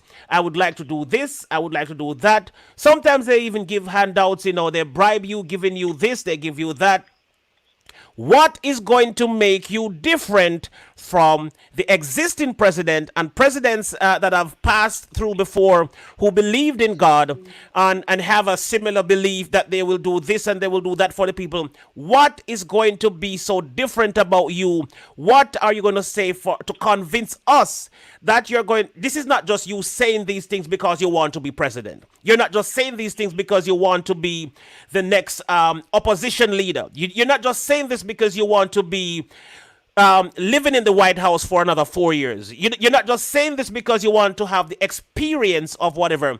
What exactly would you tell the people that this is what is going to separate you? I know that we've listened to you, but if you brought President Trump on here right now, he probably would have said the same thing except without the God part. If you brought another leader here, they would probably say the very same things. Now, why should we believe that you would govern the country as a president better than all of these elected leaders before? And what you've said, a lot of things that you would contribute in terms of allocating the police fund in different areas by allowing this person and that person and that department to have the benefits. You were saying earlier as well that you wouldn't allow any senior citizen to go without having proper transportation system, and they would not have to pay for it. So you have some good goals and you have some good agenda, but what does make you different from past presidents and those that are running from election, to be elected right now? That's a good question. First of all, let me just say that I'm not going to promise stuff I can't deliver. And I think that when you have presidential candidates and people that have held office, they always promise and they can't deliver. And that's what I don't want to do.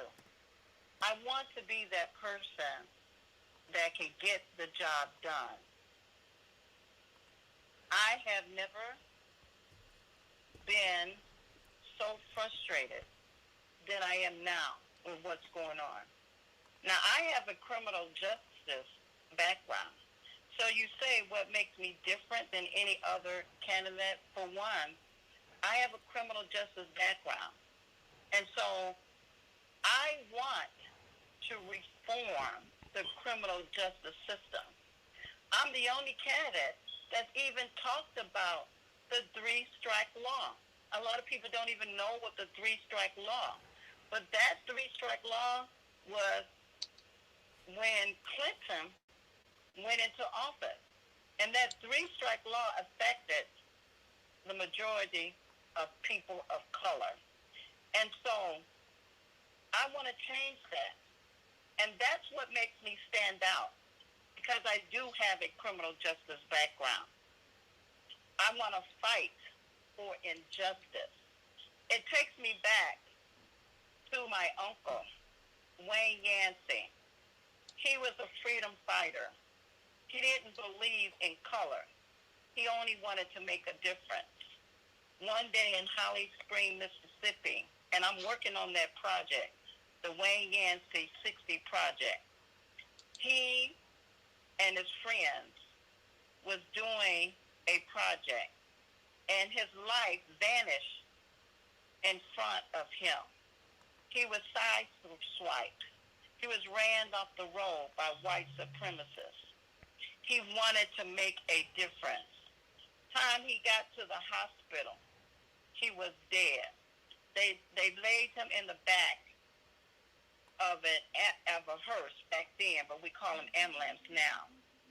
He was dripping with blood. Can you just imagine your loved one dripping in blood? So I can relate to the Arbery case. I can relate to the Brooks case. I can relate to the Taylor case because my uncle was gone. His life was taken away from him because of white supremacists. And so that's what makes me different, because I've been in those same shoes that these people have been, not having a loved one. I have a son. He's 30 years old. I have to worry about my son. I have to worry if he makes it after he calls me and say, Mama, how you doing? I have to worry, and any mother should worry, whether they will hear their son again because of the police brutality that's going on. And if you don't have anybody that will fight for you with police brutality, then you don't have a fight on your hand. And so that's what makes me different. And what makes me different as well is that I'm not the same political person that's been in office, and nothing has changed. I'm a person that has never been in office. I was the chairperson for No Justice, No Peace, El Shopner here in Georgia. And so I have been a chairperson of that organization. And so that's what makes me different. And when you have something different, you can mold and you can grow with something different. And that's what I want to do. I want to be different because I am different. And that's what makes me different from any other candidate, because of the things that I have went through. I've been through the struggles. I know what it feels like to have your lights turned off. Candles used to be my best friend. I know what it feels like with the struggle to feed your family and you go without eating. I know what it feels like to work 2 to 3 jobs just to pay your bills. That's what makes me different. And so I'm with you. I hear you. I'm going to fight for you because I've been through the same thing you have been through. I've been through the arena, and I'm coming out, but I can come out for you as well. And so that's what makes me different running this race on November the 3rd, because I'm a person like you that's been through the struggle and know that the struggle for American people is real. Well said, well said, well said, well said, Madam President. Now, there was a couple questions. As a matter of fact, let me just jump on this question quick because I have a couple questions for you. I have some people that have some different beliefs, and I want to talk a little bit about their beliefs. I also want to try to educate some people who don't understand, because there's a lot of people that around here that is very ignorant of what is going on in our world. And a lot of people don't research, a lot of people don't study, a lot of people don't understand why some things happen. But before we go, we don't want to overlook Pastor Wendy question. She was asking, as an immigrant, I'd like to know, what are your views on immigration reform? My views on immigration, my views on immigration reform, first of all, I wouldn't be a president that would lock people up in cages and separate them from their families. Let me make that clear. I believe that if they're here legally, that they should be able to get the benefits as any other citizen, especially if they're hard-working immigration. But if they're over here and causing problems, then I will be strict on that. And we will be able to reform that by the strictness and making sure that they are not brought in our country when they're not supposed to be in here. Okay. All right. Well said. Agreed. I totally agree with you. And even though some people look at things differently, and some people just want to be in the country because of the opportunities, and they want us, or they want, of course, the president or the leaders or whomever is in position at the time to just say, okay, all right, he just needs an opportunity. He's not a criminal. He's not a that. He's not a that. He just needs okay, come on in. Let's just give you an opportunity. It's not like that. People have to take control of their countries, or else your country could run into a direction that you never want to see it. So True. you have to take responsibility for your office and what you stand for. Now, Yes. there's a friend of mine that is saying that has said something to me. I hope he's in the chat. I really do hope he's in the chat. I want to say it because he has a different belief as opposed to what we believe or what you all believe. And I don't want to put him down. I don't want to say I don't believe I'm against this or that, but I just want to say it. Now, he's kind of concerned about the fact that George, now, if you want to hear how I talk about that story, I have a whole different concept of the George Floyd story, but I am yet to put that stream up. I'm going to talk about it because I've followed the story from the start to the finish, from the day he died to the memorial, to the funeral. I covered the entire story. Now, there are questions that people ask. Where was God when Siobhan, or that police officer, was kneeling on the brother's neck? Where was God? Where was Jesus?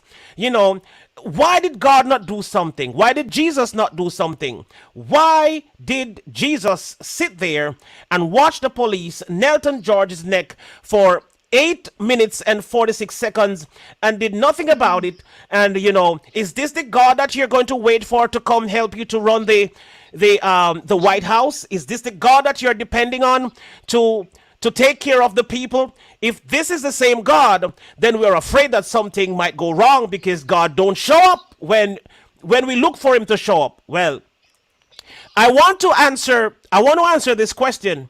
I want to really answer this question because this person is saying that Jesus will not change the situation. God will not change the situation like that.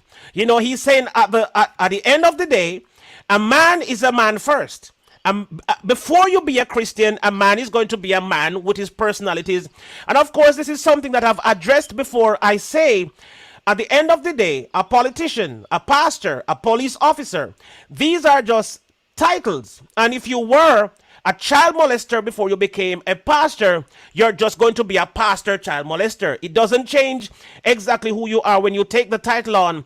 It's a self and a personal conviction for you to change, and not necessarily just because you've taken on the title of being a pastor or a police officer. So if you were a thief, if you were whatever you were before you took on the responsibilities of being an officer, you're going to still be that with the title covering you.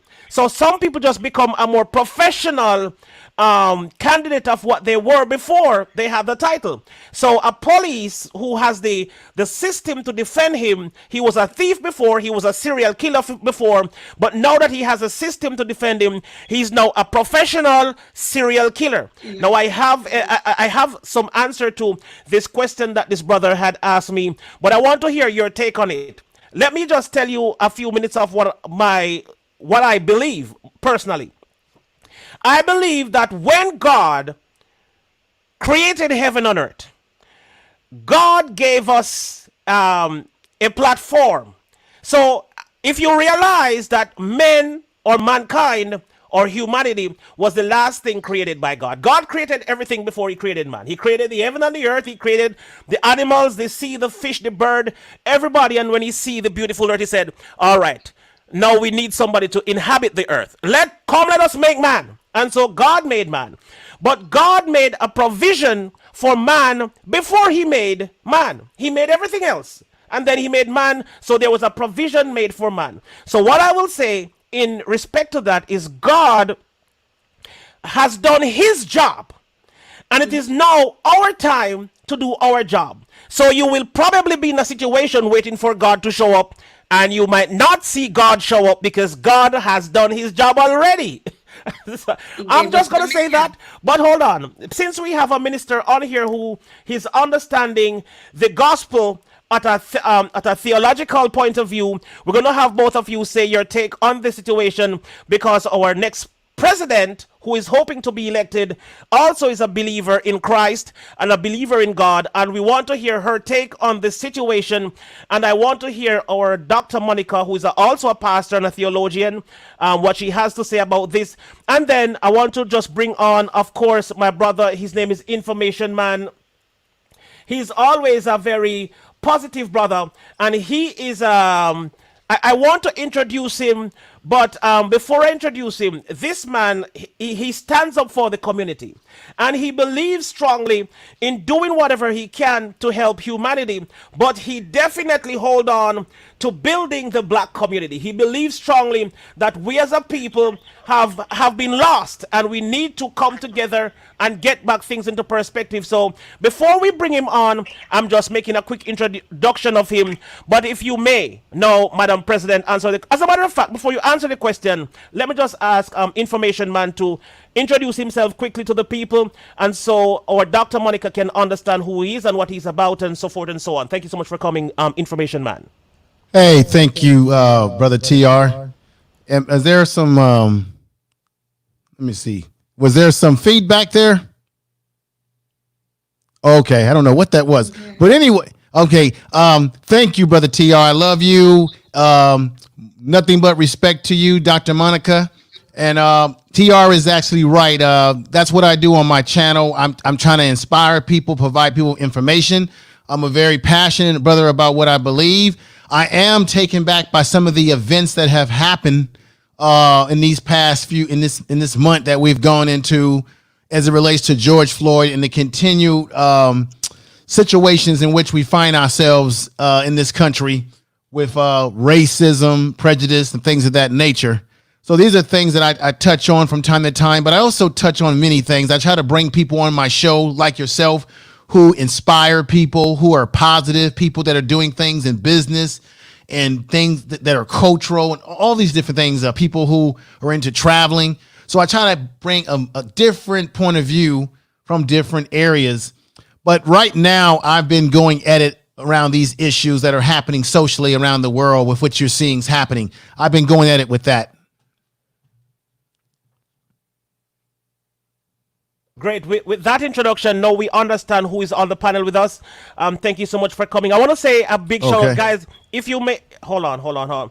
If you may allow me, I want to say welcome to my mother. She's in the chat right now. Her name is Evadne Thomas. That's my mother right there in the chat. Thank you, Mom, for supporting She's what not I my do. name. Not always do we see mothers or fathers supporting exactly what their children does, but I'm happy to see my mom, stepping forward in the chat to say hello. Thank you, Mom, for coming in. I saw my brother, as a matter of fact, my biological brother was in the chat not too long ago by the name of That I Am. Thank you so much for coming in.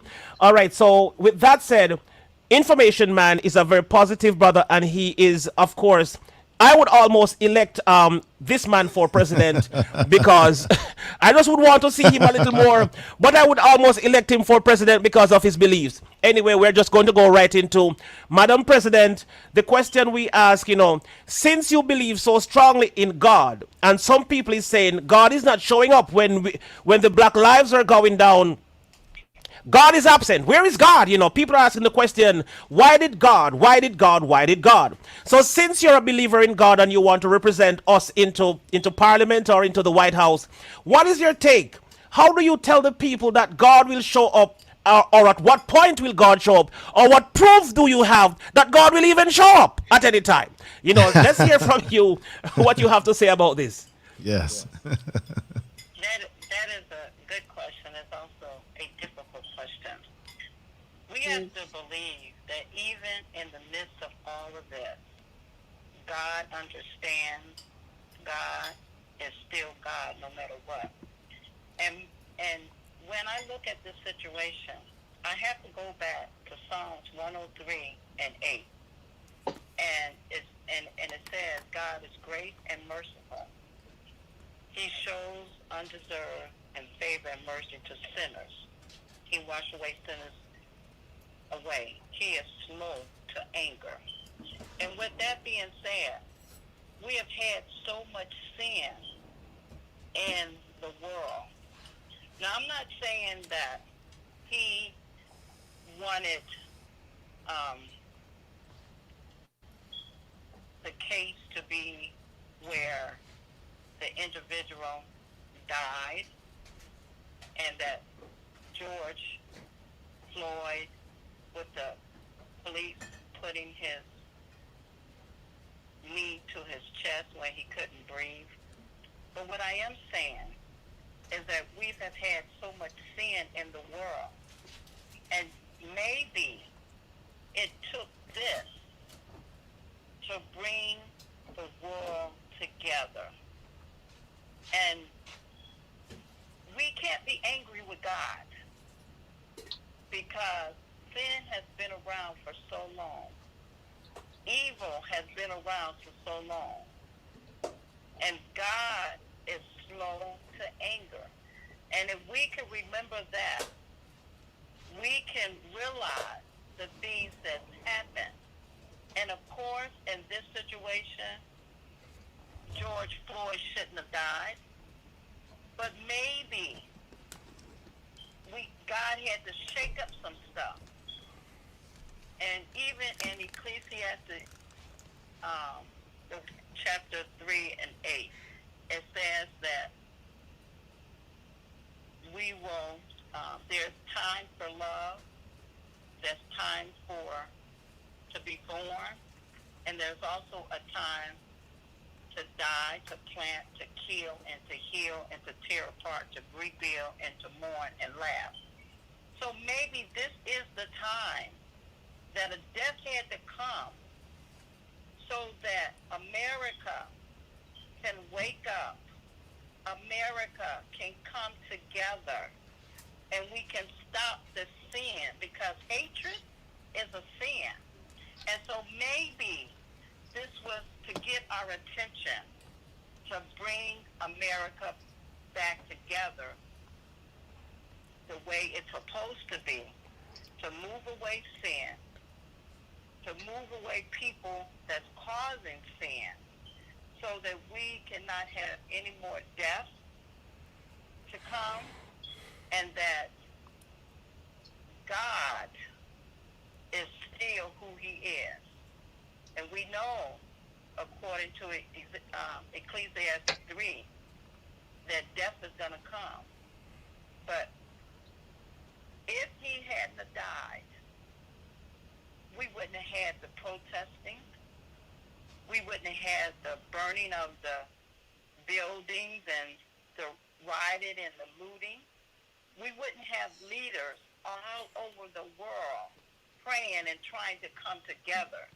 So maybe this was a form that he had to die in order to make something happen. And this is a form of change. And so, of course, God did not want that to happen, but he might have allowed it to happen so that peace and love can come back to the country. Okay. Hold on, sorry. Okay, all right. I thought I muted my mic, but my mic was still right there on. Okay, so what I will say, I'm going to address this as well. I'm going to address this again, but I want to hear what Dr. Monica has to say about the same question or about the same situation. How do you say, since you are a professional, you're a theologian, you have a master's and a bachelor's degree in this aspect. Let us hear from your point of view. How do you view the situation? Where was God? Well, I shouldn't have shown you, because this message right here is profound. God is the same God. When Jesus died, he was our example. So God was there when they were killing Jesus, and he did nothing. So why would God show up for you and you're so you're so sinful? Jesus did nothing wrong. Jesus was the Son of God. But of course, Jesus, or God, watch his son died on the cross and did nothing about it. Let's hear what Dr. Monica has to say about this. There are many gods. Let me begin by saying that there are many, many gods. And even in the United States of America, the land of the free, the home of the brave, you're allowed to bring your God with you when you come to this place. Even though we were founded on biblical principles, you're allowed to serve any God you want to serve in the United States of America. I say that to say this. When everything is going good, everybody hail their God. But as soon as something goes bad, the Christian's God gets the blame. Why? When everything is going good, everybody praise their God. But as soon as something goes bad, it is our God that gets the blame. You mentioned something profound earlier on, TR. We were the last in creation, but yet still we became the first because we got dominion. If you notice, man got dominion from God. He is not one who interferes in what we do. For the most part, because we are free agents. All right. He will tell us there's life and death, although he tells us choose life. He's not going to put us in a chokehold or put a rope around our neck and drag us into life. We still have a choice. One of the things I notice about God, he chose the nation of Israel. And let me back up, because you have some people who believe that the white man sold us the Bible and took our lands. Whether that is true, yes or no, I was not there. I'm only 50 years old. All right. But I believe in the Bible. I believe in the Bible. I believe in every facet of the Bible that I use. So you cannot speak to those people who hold that the white man sold us the Bible and took our lands from us, because they will never ever believe in God. They hold to what they hold. So I got to speak from the premise of those who really believe in Yahweh, our God, and in his son, Jesus Christ. Now, he chose a people for himself to show to the nation who he is. And that people today, we know them as the Jews. And the Jews were a stiff-necked race of people. I mean, they were terrible, as far as terrible can be, because they did all sorts of things. God just rescued them, and they went back again into idolatry. Today, my devotion came from Jeremiah chapter 11, and it was talking about, and I'll be brief, it was talking about this same people, Judah and Jerusalem, who God told Jeremiah that he wanted nothing to do with them right now because he was punishing them. God went as far as to tell Jeremiah, don't you even pray for them. Do not ask me to do anything to them because they're under punishment right now. Who knows what is going on? When mom put you, I'm in the education system, and when you're in timeout, you're in timeout. You want to pee, you do it right there. Whatever it is, you got to do it right there, because I'm not coming to you right now. You are in timeout. And who knows what is going on? We could just be in timeout. So why is God going to come to the rescue right now when we have made our bed? I'm from Jamaica. We have a saying, you made your bed hard, you lie in it. All right. We have the commandments that are there. Thou shalt not, thou shalt not, thou shalt not. The first five of the 10 commandments have to do with our love for Yahweh, God. And if we love him, those 5, we will practice those things. The last 5 have to do with our love towards mankind. And if we love mankind, then we wouldn't end up where we are. He gave those laws as the moral laws. And even though they removed the writing out of the courthouse, if you trespass, if you kill where it says thou shalt not kill, you're going to face a judge and you're going to end up in prison. So even though it's not written on the walls of the courthouse, it is still God's moral laws for mankind, whether you believe in Exodus 20, yes or no. Where did we get it from? We get it from the Bible. You do not kill because you love mankind. Now, when we trespass, then we have to face the consequences of our actions. And don't you think that when I'm getting punished, then God is just going to run in there and pull me out of punishment? No, I have to face the consequences of my action.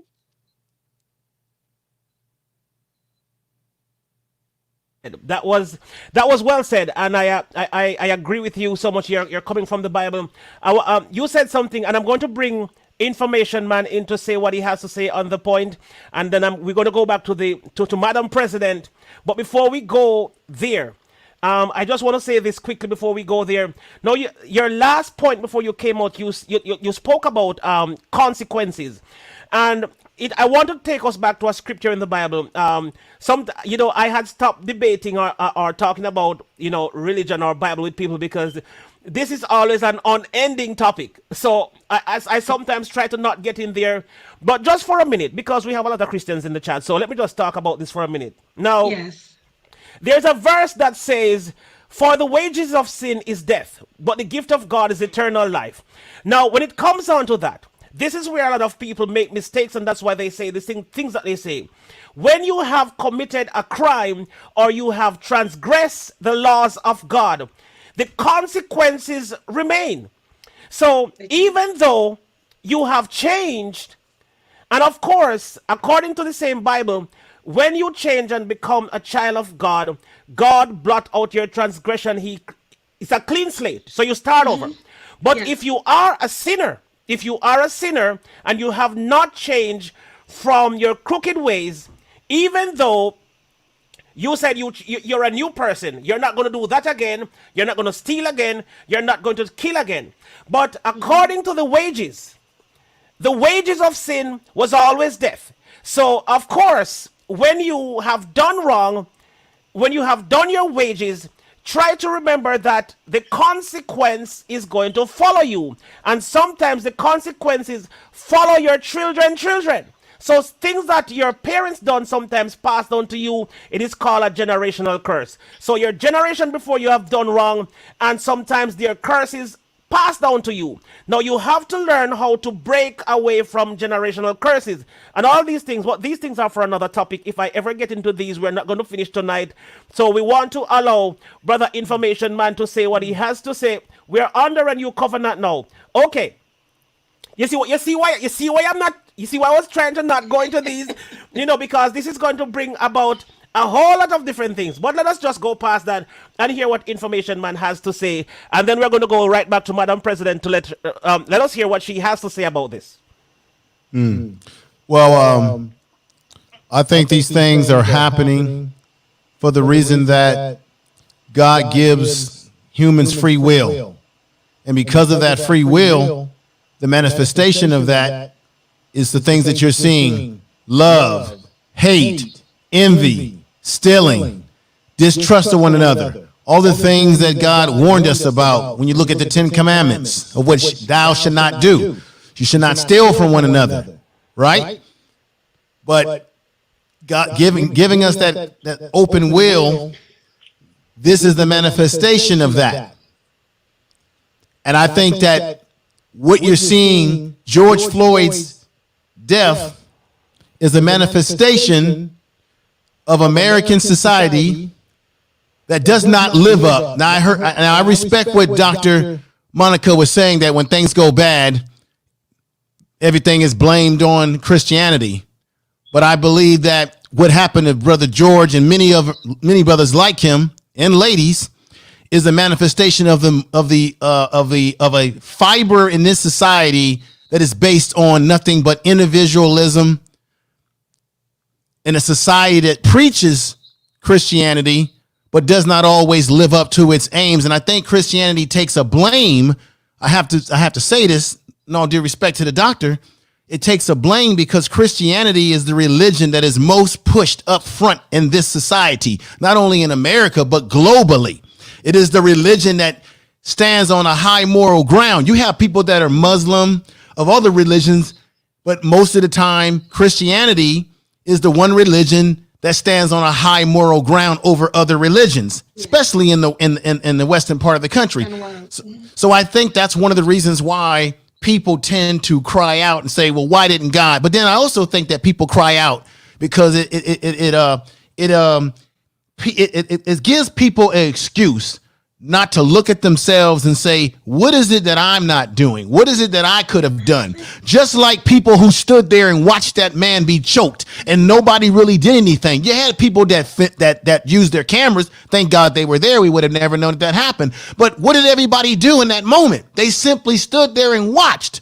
So to me, I'm not going to blame God for these things. We need to look at ourselves in the mirror and say, are we living up to God's principles? He's laid out his laws for us to follow.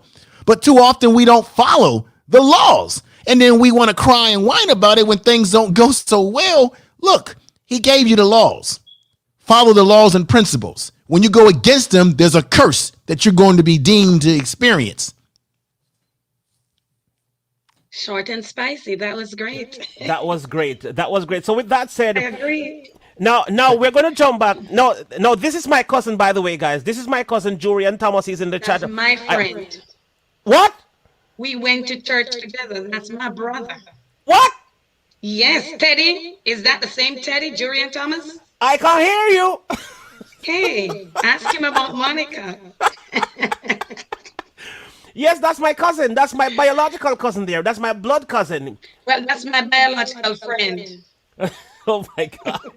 I'm so happy to see cousin in the chat and the fact that he knows somebody on the panel. I am so happy to see family members supporting for a worthy cause.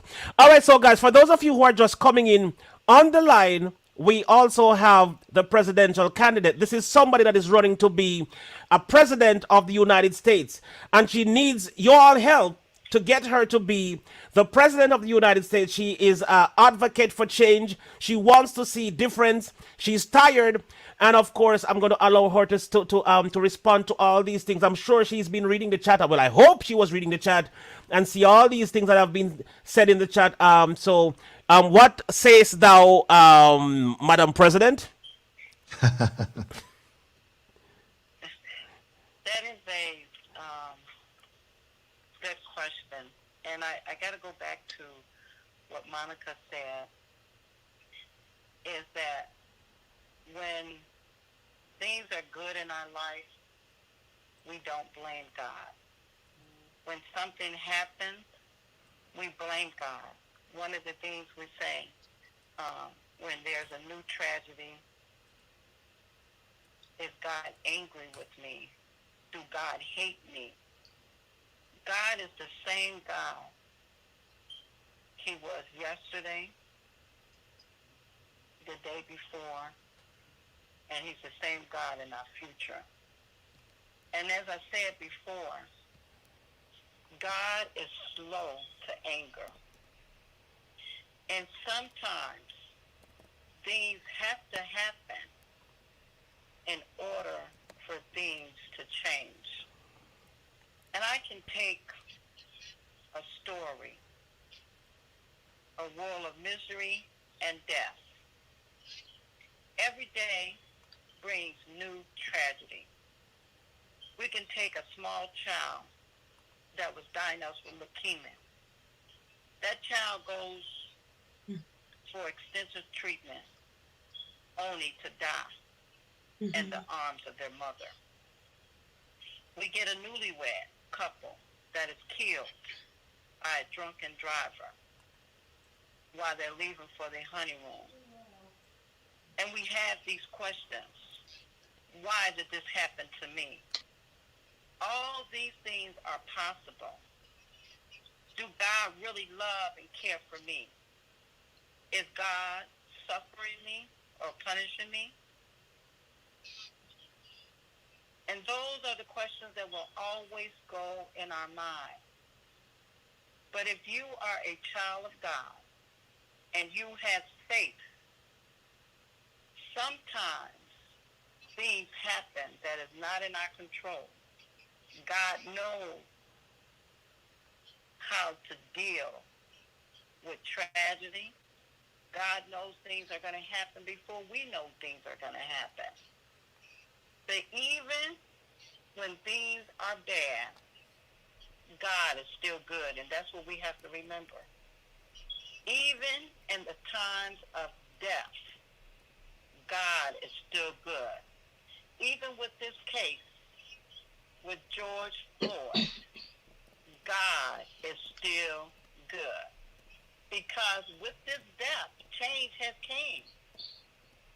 There has been a difference. And that difference is bringing us closer together. It's causing us to stand for things that we wouldn't stand. It's causing us to speak out when we was asleep. And so even in the midst of things, tragedy, we have to hold on to God's unchanging hand and believe that our God is still God and that he'll heal what happened, but he's changing things because of the sin.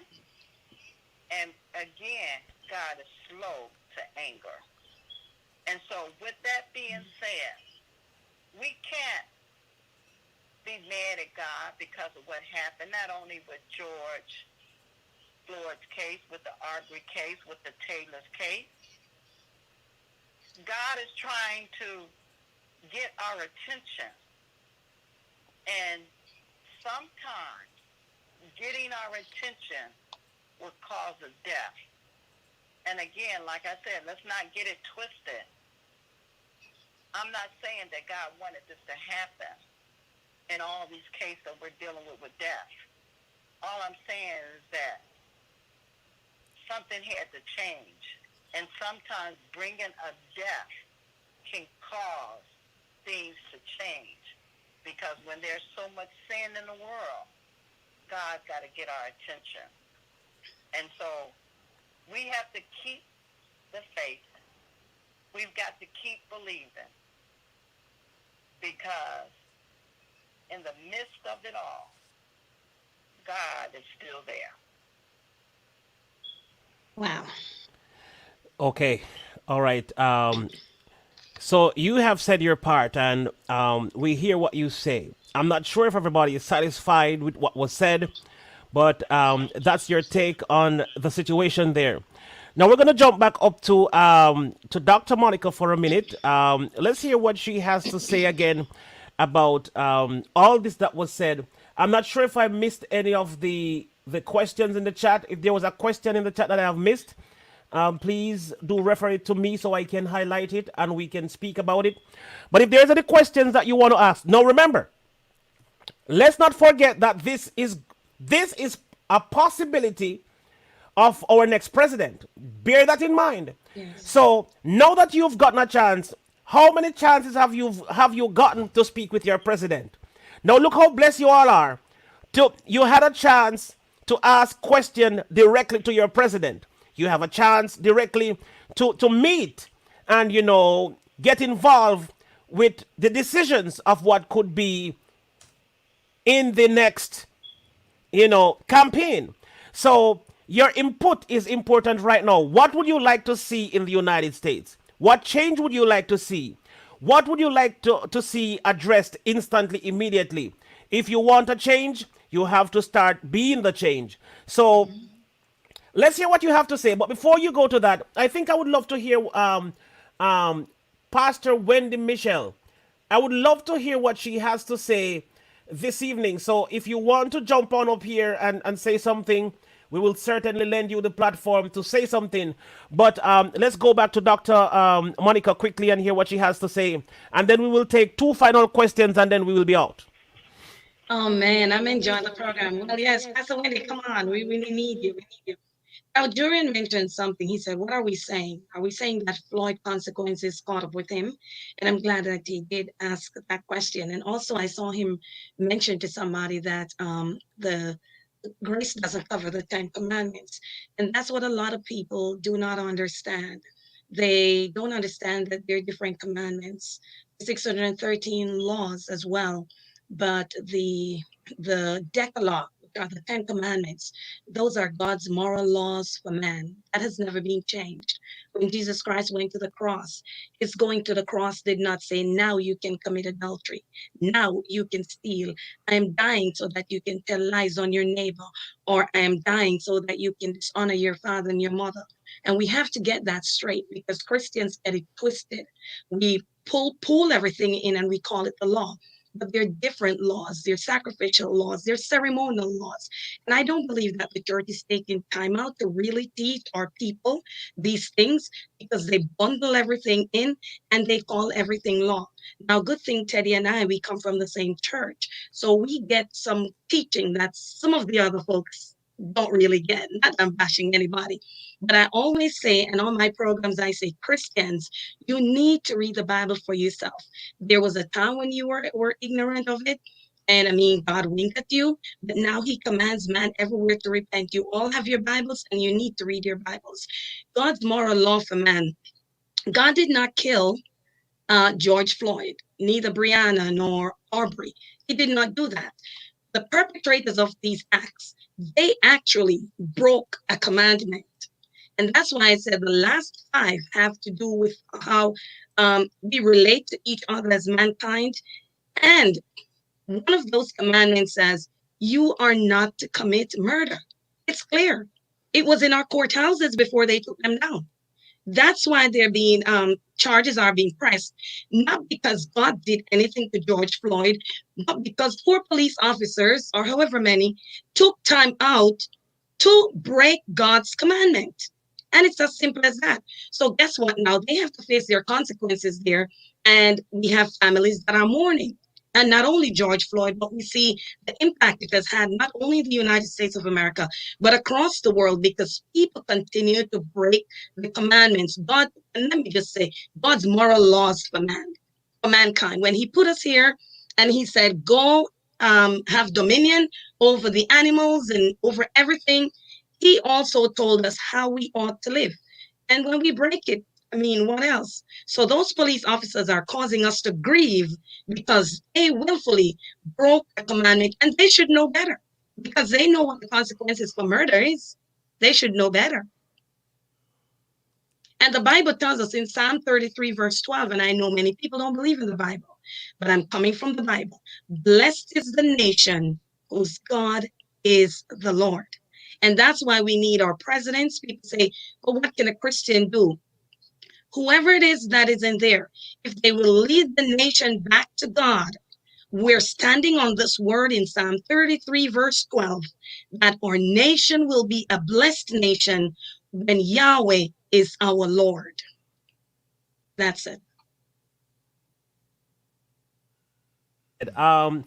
As I said before, there was a guy in the chat that wanted to jump on up here and say something. Unfortunately, the phone that we would use for the call-in, because we wanted some people to call in to talk, but you know what? As a matter of fact, I think I know what I will do.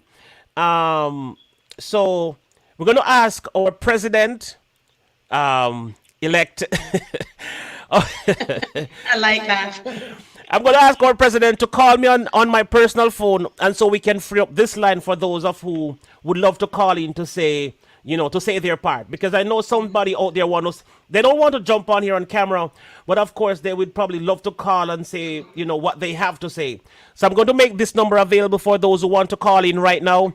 And also, I'm going to ask our president right here to just call me on my personal number. And we will continue talking with you, President. I'm sure somebody has questions for you and want to address some things that you have said.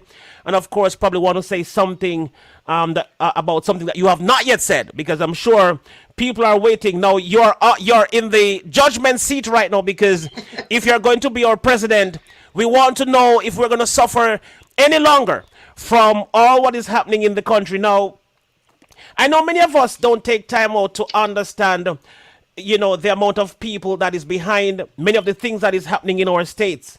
Now, a lot of people don't know that a large part of America is run by Europe. A lot of people don't know that. And so while the Europeans are over there with their plans and their whatever, to do whatever they are doing, people in the United States have to answer questions. And I'm going to tell you what I'm talking about. Now, I've said this earlier in the chat that there are people in England. Of course, I called name earlier in my earlier stream today. We spoke about the royal family, and we spoke about their impact on the nation. So we talked about them. So you can't forget at any point in time that the Queen has a lot to do with things that are happening in the United States, believe it or not. There are also people from Europe that has a lot to do with what is going on in the United States. Now, there are several groups from the United States, and these are the questions that I want to poke on my president right now, because we have a lot of people, we have a lot of groups in the United States. So when you talk about the elite, when you talk about the mafia, when you talk about the CIA, when you talk about the Freemason, I know people don't like to touch these topics because they are, taking you into deep waters. But when you touch on these topics, these are people that are impacting our nation. Now, I've made a demonstration recently, and I was also saying that this is the reason why I have created this platform. One of the reasons why I've created this platform, because all the groups that I've just talked about. Now, we know about the deep state. We know about the human trafficking. We know about the people that are a part of all these cults. Now, what I am saying is that in all of this, we have to realize that these people, they are on the top floor, and they sit there and they make their plans to do whatever they do, and they pass down their messages on the floor, all the way down to the ground floor. Now, we are on the ground floor fighting. That's what we're doing. We're on the ground floor fighting each other for a position on the ground floor. And that's the mistake that many of us make. We stay on the ground floor and we fight each other for a position on the ground floor. Nobody's trying to go up on the next floor up, on the next floor up, on the next floor up. Nobody's even dreaming of the top floor. The top floor is where the elites sit. The people in the Freemason, they sit on the top up there. The royal family and all these people sit on the top floor, and they pass things down to us. So we are the last person to get the fragments of what they have digested and belched years ago. And we are just getting it, and we fight for a position on the ground floor. Now, if we would just try to get... Now, this is why they have bought the media houses. And so the media... One set of the media houses is on one party, while the next one is on the other party. And so they deliver to you what they want you to hear, what they want you to see. Now, a black man killed another black man in Orange Street, and there was no justice there, but nobody heard of it. But as soon as there is a white cop killing a black man, then it is on right in the front. Everybody say, hey, that's it. Everybody wants you to see that because that's what they want you to see. And there's a reason. Now, I'm going to come out later this week. I have my final revision of the George Floyd's case, because it is more than what you see. Now, wow. If I should talk about that for a quick minute, hold on. Let me see if our pastor is not on here. I'm not sure if she tried calling. Our president. I'm not sure if she tried calling down here, but she's no longer up here. So I'm going to just talk a little bit. Now, in my full revision, because that's coming out later this week, I'm going to do a full revision on the George Floyd case. Now, this is not just any normal thing that just happened. Just so you know, this is not a mistake. This is not a coincidence. And this is not just a case where, they killed a black man last year. They killed a black man 4 months ago. They killed another black man. It is not just that. It is not just a racist thing. There is far more than that going on in that case. If you see what goes on or what went on, your eyes would be open wide like, wow, I didn't know that. Now, as I said, I followed this case from the death to the burial. And some things that was said, I have been writing them down. Time after time, I've watched what people said. I've watched what the brothers said, the sister, the niece, the daughter, the relatives, the friends. I watched what they said. And some things that they said is astonishing to me because, of course, in the funeral, I had some jottings here. I want to read some of them to you so you understand where I'm coming from. But, of course, this show was not necessarily dedicated to George Floyd, so I don't want to take up the rest of the show. Tiara, you need to... I don't want to take up the rest of the show in talking about George Floyd because the main focus is on our new president that we are trying to make president of the United States. But this was said. These are some things that was said. the pastor who was the first speaker in the funeral of George Floyd, this was what he said. He said, guys, we need to clean the White House. He said that. I want to find, I don't know where I put my documents. I should have had that, but I didn't know that we were going to talk about it. But he said, we need to clean the White House. The White House need to be clean. And what does he mean by that? It doesn't mean that you should take a mop and a broom and go sweep the corners and wipe the tables. He means that you should get out those that are present. Now, the Democratic movement has been fighting a war. And if you know who fund the Democratic movement, then you will understand why some things happen the way it happened.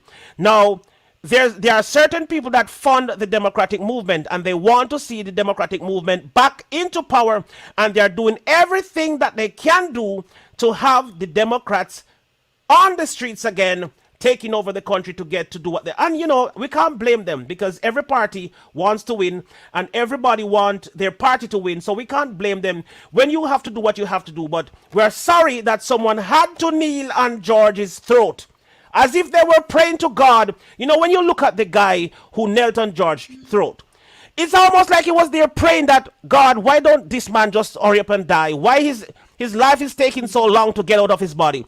God have been kneeling on this man's neck for the past 8 minutes and 30 seconds. Why is his life still in his body? Come on.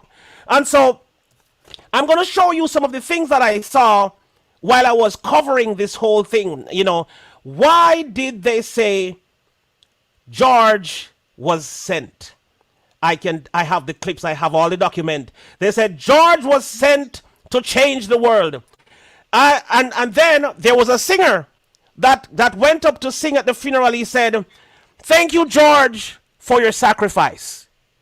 I'm just touching on a few things. I'm not going to say all of them in here because we have a totally different show for this. So I'm not going to say all of the things that I want to say on here right now because we want to allow our president to make her final speech. No, we have gone far over time. The show was supposed to end, but I am enjoying this show. And because I don't have anybody yanking my belt to say, you have to get out of the studio right now. So we just continue on and on and on. So I think we're just going to go all the way up till midnight. We have another 28 minutes until midnight.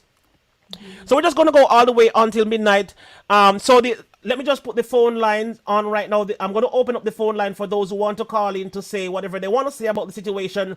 This is the number to call in, and we want our president to call back just to make sure that we have her on the line to hear what we are saying. Oh, she called, but I did not get that one, so I'm going to call her myself. And the lines are open. So, Dr. Monica, I'm not sure if you have something to say right now, and our guest information man, I'm not sure if you have anything to input or to inject in this right here, right now. But I'm going to leave the floor open to both of you to say what you have to say to the people and for the people. Want to go ahead, information man? Yeah, TR, I heard all that you had to say about George, but I contend that a lot of the people who were making these reflections that George died for this and George died for that, I'm sorry, brother, I don't know anybody that lives on this earth and says, well, I want to die so that I can leave my child behind, my son behind, so that I can make a change in the world. I don't think that was what George had in mind. Let's just keep it 100% real. He was going to the store. Something happened in that store. And to be honest with you, they never did prove that he had a fake dollar bill or the bounce check, whatever it was. They said it counterfeit money. That was never proven. It's been proven not to be necessarily that true. So I think George was going about his life. And things just happened and things were put into motion. I think everybody is born. We all are born and we all are going to die. And God calls us up when it's our turn. I just believe that at that time in that place, it was meant for George not to no longer be alive. Given the circumstances that were harsh, he was being tortured by a cop. And you have to ask yourself, well, why would one leave this earth under that sort of pain and that type of torment? But I think we need to get away. I personally am not into symbolic. I'm not into symbolicism. I don't like the idea of people taking a knee. You're actually mimicking the person that killed the man. I don't even like the idea, and you've heard me say this, TR, I don't even like the idea of that mural being on the wall of the store, because I believe that the store was the catalyst for his death. And what I know about that store from research that I've done. So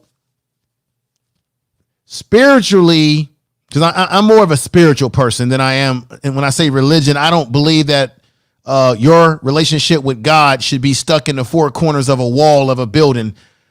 God is out there, outside of a four-corner wall. So God walks with you. When you go out there and you hit wind, air, and earth, God is with you. I think that, and I think someone made a good point. I do believe that the way you live your life and the lifestyle that you live and what you do, there is a thing called you reap what you sow. And what you put out into the universe comes back to you. Now, I'm not saying this to disparage George Floyd. We know he had some issues, and I'm not going to go into it here. But I do believe in the energy that you put out can bring you negative energy back. And we do, and I know that they were saying that he had some substance abuse problems and all these sort of things, which they really use that to muddy the waters of his character to make it look like he was the criminal. But George was no perfect man. No more than I am, you are, or any of the ladies on the panel. We're not perfect. I think the family is simply saying what they're saying because it's the pain that they're feeling. And so when you're feeling that kind of pain, you've got to make the best out of the situation as best you can. I'm going to tell you right now before I get off, brother, that if we don't learn anything from this situation, if the world doesn't change, now I'm a little bit skeptical about that, because you know why? History repeats itself. There's an old saying, if one does not understand their history, they'll be doomed to repeat it. America, and I'm going to say it again, in the world, has not really learned the lessons of the past and the lessons in the Bible, because things keep repeating itself. My feelings is that I personally feel that right now, everybody is into this whole let's join hands, rainbow bright coalition right now. But I remember when black people were left for dead in New Orleans during the hurricane situation, the levees that overflowed. And black people were out there in New Orleans saying, help me, help me. And the President Bush waited a whole week while people were dying for water. And that told me, brother TR, right then and there, this is an example of how America really feels about black people in this country. And I still hold that to this day. Unless they take their words and their marching and put it in a perpetual motion into action, then this is just a moment and not a movement. Because what does a movement require of you, brothers and sisters? It requires what? A sacrifice. If folks are just out there for the moment and they're all powered up about it, and then some months pass from now and everything goes right back to status quo, then all you saw out there was just a moment and not a movement, no sacrifice. So you've heard me talk about reparations, brother.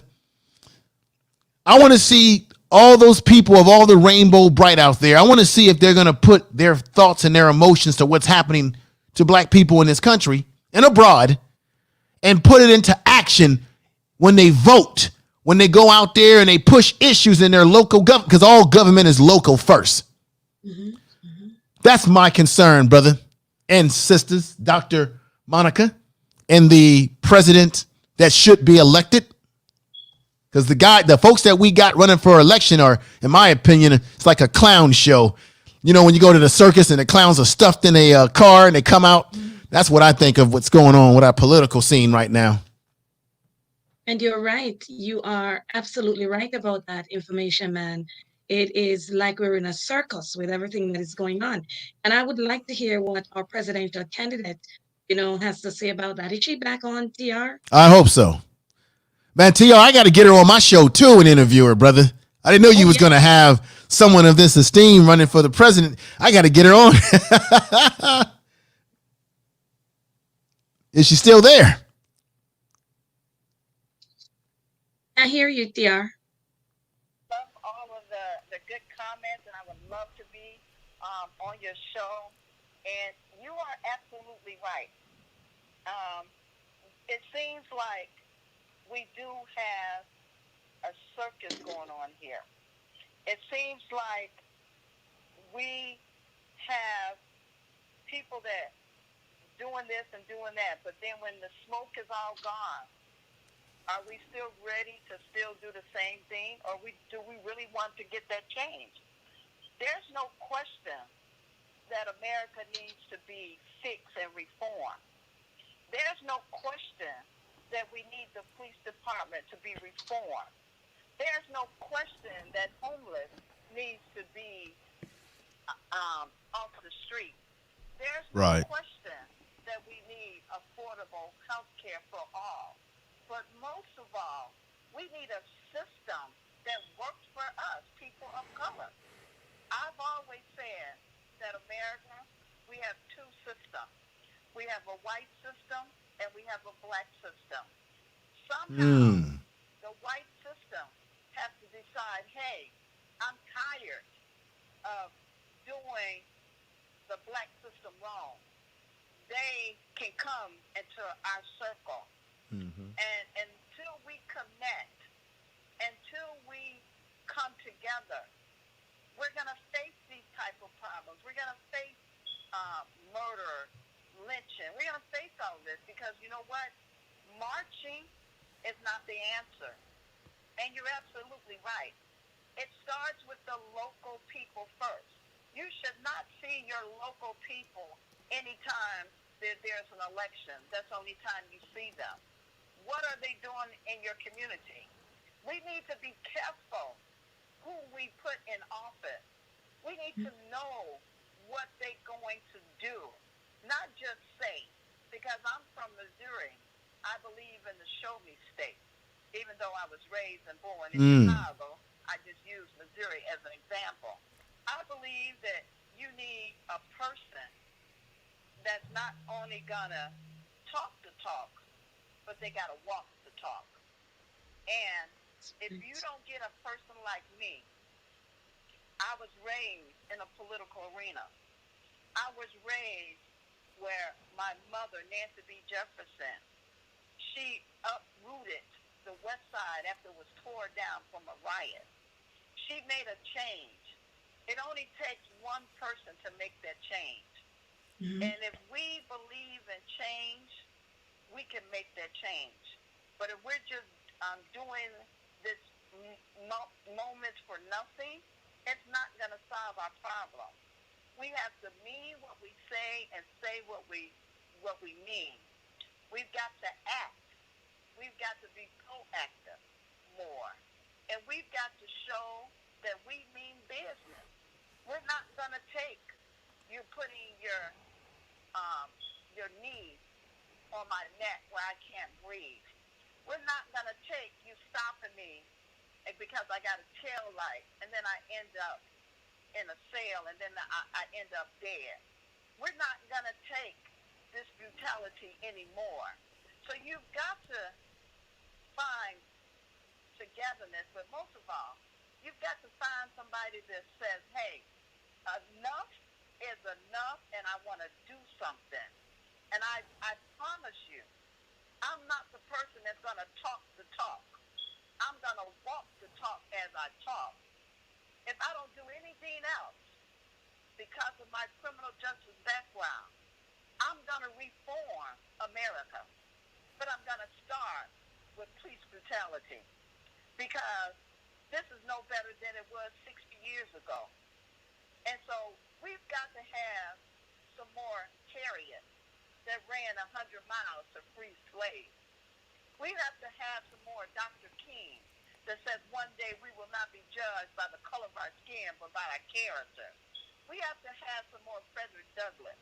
And we have to have strong people to build our community, our nation. We've got to cut away and tear out and rebuild. Take all the bad apples out and put some good apples in. somebody that's going to do something, somebody that's going to lead, somebody that's going to fight, and that's going to fight until they are tired. And that's what we need right now. And that's what I will do as your next president. I'm not going to rest until a change is going to come. And I'm not going to rest until we change it. But I cannot do this by myself. I have to have help. I need your help so that I can help you and you can help me. And together we can put away the hatred and we can bring in love. Together we can put togetherness and not division. And maybe, just maybe, we'll be able to get justice and equal, because this is the land of the free. And when are we going to be free? Wow. Those who are just coming in here, I just want to let them know that we're speaking to U.S. presidential candidate. Her name is Yancy Teague. Many of you probably have never heard about her. She was on the live. Well, she was on with us earlier, where she had a video. You could see her. She is an African American who is from Chicago. You heard her saying that. She's the granddaughter of a sharecropper who were Crescent and Darling Yancy from Paris, Tennessee.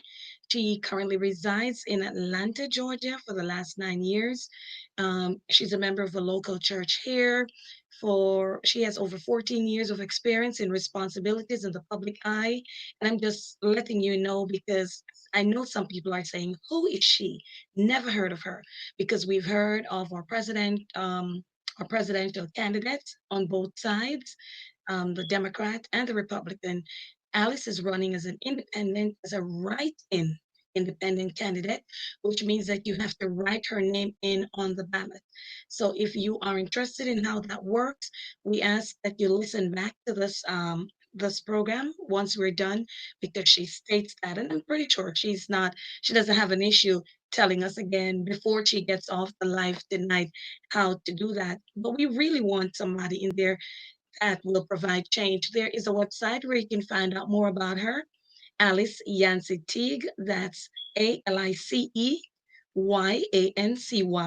T as in Tom, EAGUE 2020.com. And you can find out everything there. You'll see what she believes in, what she stands for, how you can help her to get to the White House, meaning ways of contribution, volunteering, your time, and everything. And if you'd like her to speak for you, and not if you'd like her, you should all want her to speak for you. I'm so glad that Information Man is interested in having her on his show, and all the other broadcasters or YouTubers here that are listening in tonight, you too can have her there. We're only a matter of months away from our general election here in the United States of America, our presidential election, and we need to get her out there. We need people to know that she is here and she stands for the change that America is seeking.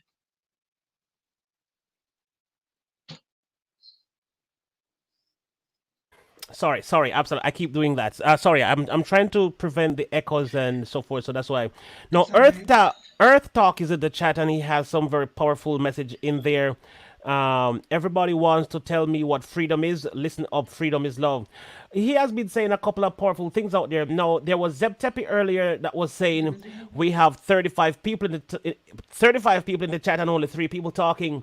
Well, as far as I am seeing, I see a lot of people talking in the chat, but if you wanted to be vocal about what you have to say, then we provided a number for you to call in and be vocal about what you want to say.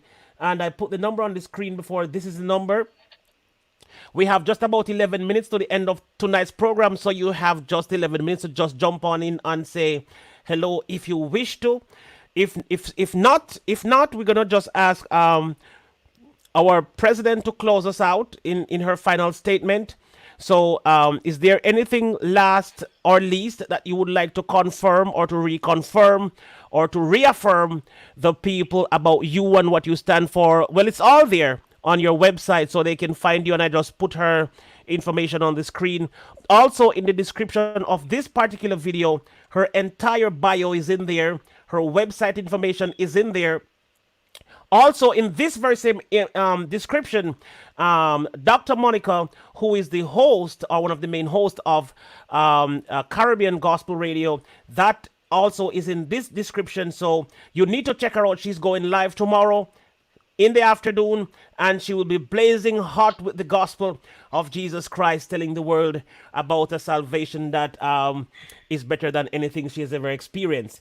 So she's right here, and she's for the people, and all the people here is for the people. So if there's any final questions, you have the next 10 minutes to put your questions in. If not, we're going to ask these wonderful people to take us out with their last statement or comment or address whatever you want to address. So here you go. The platform is all yours. Go right ahead. Before our presidential candidates speak, I want to put something out to the people who are listening in. I'm asking of you right here, right now in the thread. I'm asking you because many people don't know that Alice Yancy Teague is here. How can we get her out there?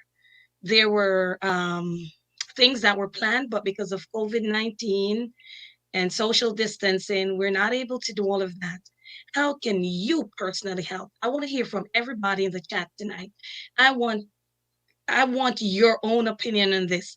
How do you think you personally can help to let somebody know that Alice Yancy Teague exists and she's running as the next president of the United States of America?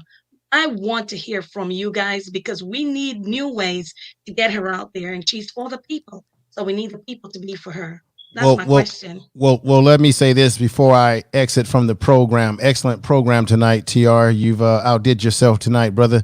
I think the first step, you got to go to where people are to galvanize young people, different generations. And believe it or not, YouTube is one of the best places to galvanize people because a lot of people are starting to tune off the television and they're using these mediums to get a message out, which can, by the way, we can get these messages out across the world with these platforms. I have a podcast that I do as well on both YouTube and off of YouTube, and I'm able to get my podcast out around the world. I've got people in Europe listening to my podcast. Unbelievable, all over the world. And so that's why I'm throwing my head out to, at some point in time, get her onto my show with my audience and spread the word about what she's about, what she's doing. I think that's one way that you start in these type of ways to galvanize people with the message. Go to where people are. The people that are going to vote, the young people in particularly, they ain't on television. They're in here. 70% of young people, millennials, get most of their information, believe it or not, on YouTube, not television. Television is going to become an antique. One day we're going to say, what is television?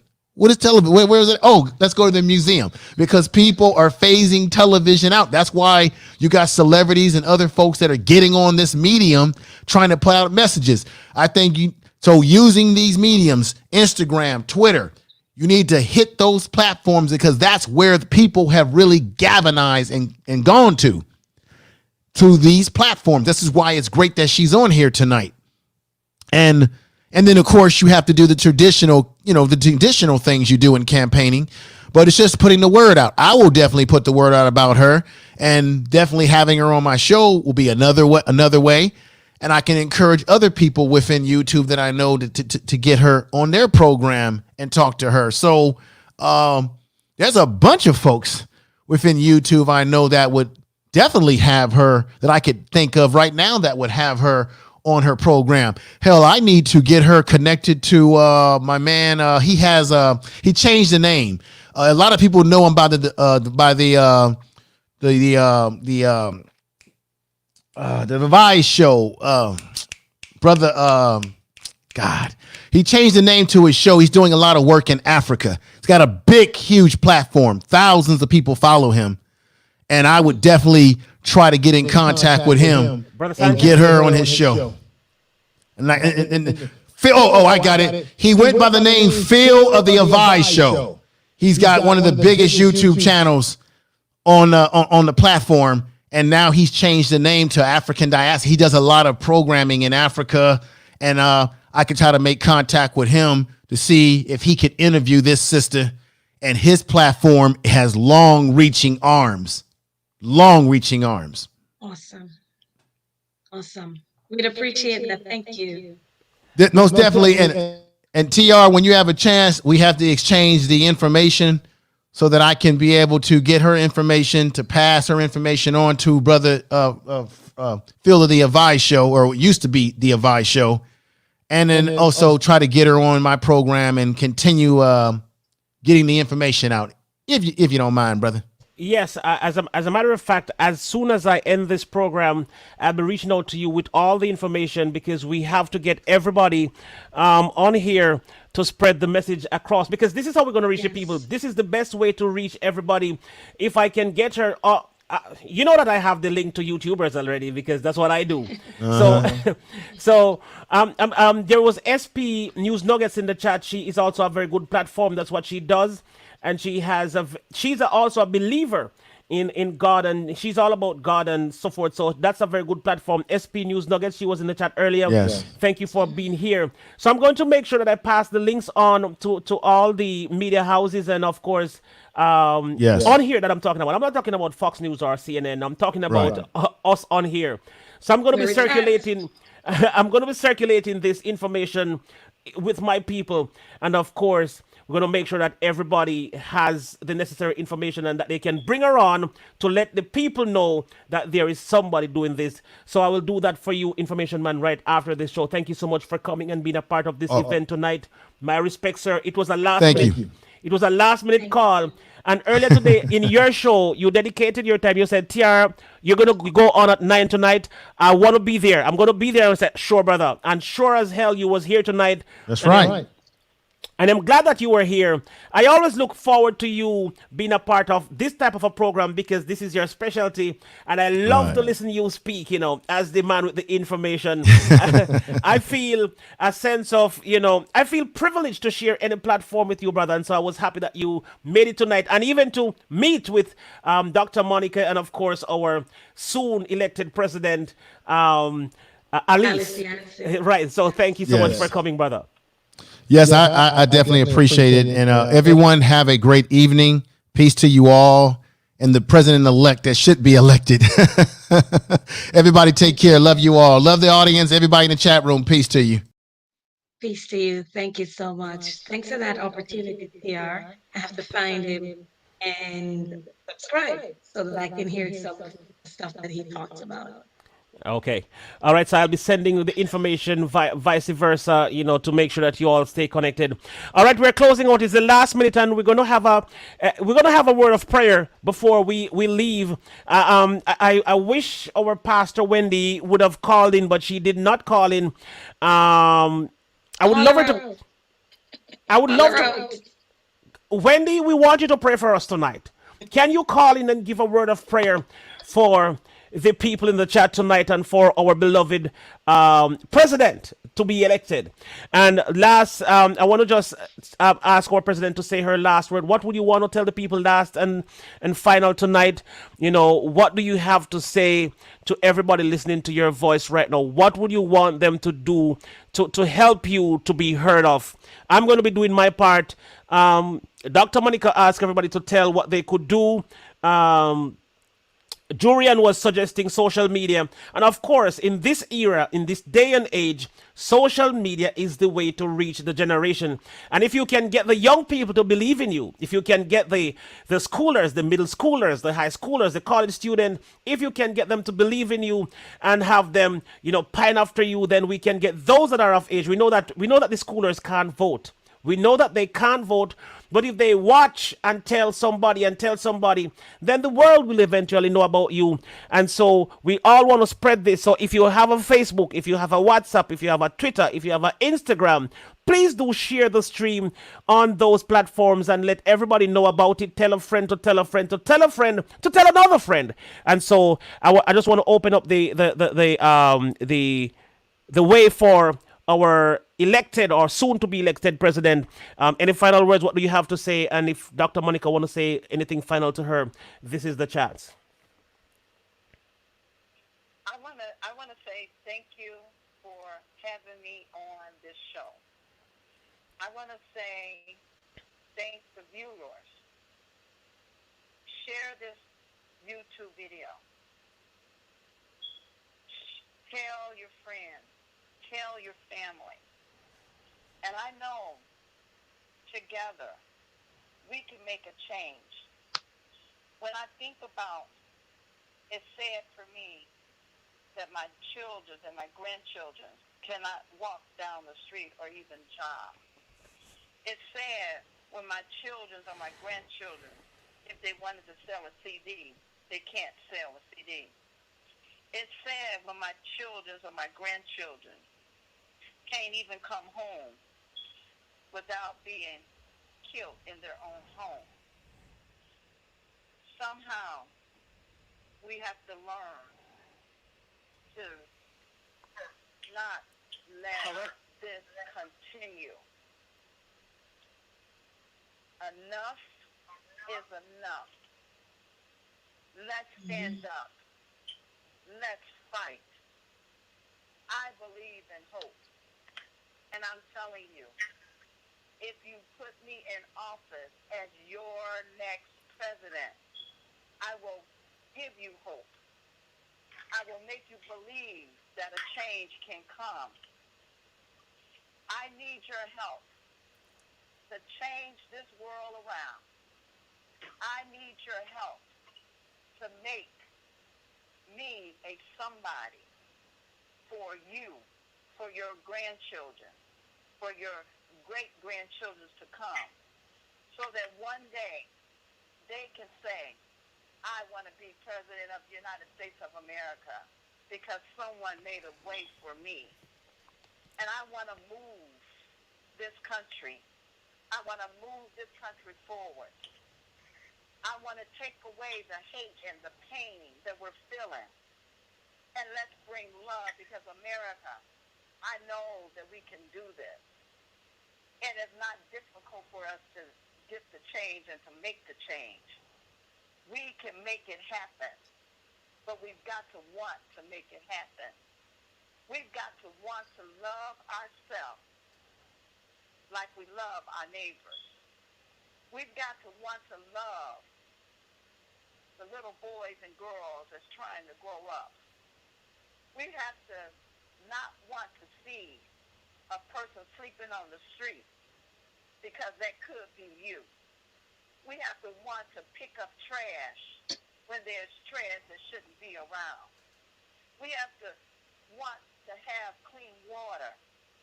We have to want to care for those who are in the project, those who are living in poverty, even those who are dealing with drugs, to say, hey, you are somebody, and we all can be somebody. This is our village. This is our world. And I say to you, let's take our world back. Let's take our nation back. And let's bring love. Let's bring peace. Let's bring togetherness. And let's move together so that we can all be God's children in one big ship. And I ask you to get on board my ship. Get on board if you believe in a change. Get on board if you believe that injustice will happen. Get on board if you believe that we can stop police brutality. Get on board if you believe that we need affordable housing. Get on board if you believe that health care should be a university health care. Get on board when you see senior citizens that need free transportation. Get on board if you believe that senior citizens need to have their medication decreased and their income increased. Get on board if you believe that little boys and little girls, whether they're black or blue or brown or yellow, whatever color they are, that they can all play together. Get on board if you believe, like I believe, that we can make anything happen. We are our universe. We are people that are loved. We are God's children. So let's get on board. Visit my website, AliceYancyTeague2020.com. Let's show Democrats, let's show Republicans that it's not about you, but it's about us, the people. We want a difference. We want to see a change. We want to move our country forward. Please volunteer. Please donate. Call my campaign manager, Pamela Phillips, 770-648-5462. 770-648-5462. Visit my website, AliceYancyTeague2020.com. AliceYancyTeague2020.com. And let's reform America. Let's change America. Let's change police brutality. And it starts with us. And it starts now. Because America, we can do this. We are better than this. And let's come together for the sake of our children, for the sake of our grandchildren, so they can see what America can be like, that they can see that we can unite. They can see that there's possible for a change. They can see that it's possible to love one another no matter what your color or your religion is. But let's do this together. And I ask you on November the 3rd, write my name in, Alice Y. Teague, on November the 3rd. And let this election belong to you. And let me go to work for you. Because I will wake up every morning in my right mind, talking and speaking and fighting for the American people.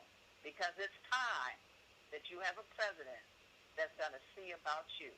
And that's what I want to do. I can't make promises, but I will do what I can. I will work with Congress. I will work with U.S. Senate. I will work with the House. Most of all, to let them know that people come first. And we are here for the people because we work for the people. And so I say to you, I love you. God bless you. And let's get on board and let's show up on November the 3rd. And let's move some mountains. Let's make a difference. Let's bring love back into our country. Let's bring togetherness back into our country. Let's give our children hope. Let's give our children a place that they can call home and that they want to be part of our country. And the time is now. God bless you. God bless the day you was born. And God bless America. And I love you. And let's get to work. Let's vote on November the 3rd for Alice Yancy Teague, the president that will put you first and who will fight for you. Thank you so much, and God bless you too. That was a powerful and profound statement. We have a caller online. I'm not sure if this is if this is Pastor Wendy, but if it is Pastor Wendy, whomever a caller is, welcome to the show. This is TR News and Reviews, and I'm yours truly, your host, TR NYERERE. Welcome to the show. Bless you, Brother TR and the panel. This is Pastor Wendy. How are you? I am doing very well. Thank you so much for accepting the call. I thoroughly enjoyed the discussion this evening, and indeed the topics are absolutely relevant, and I was absolutely intrigued with Madam President-elect. Really exciting, top of the line conversation, and hats off to you, man of God. Doc, my sister, Dr. Monica, God bless you. Good Thanks, to see sis. you holding down the fort this evening. I'm absolutely blessed, and brother, information, man. God bless you too. So nice to make the connection. Sure. Thank you.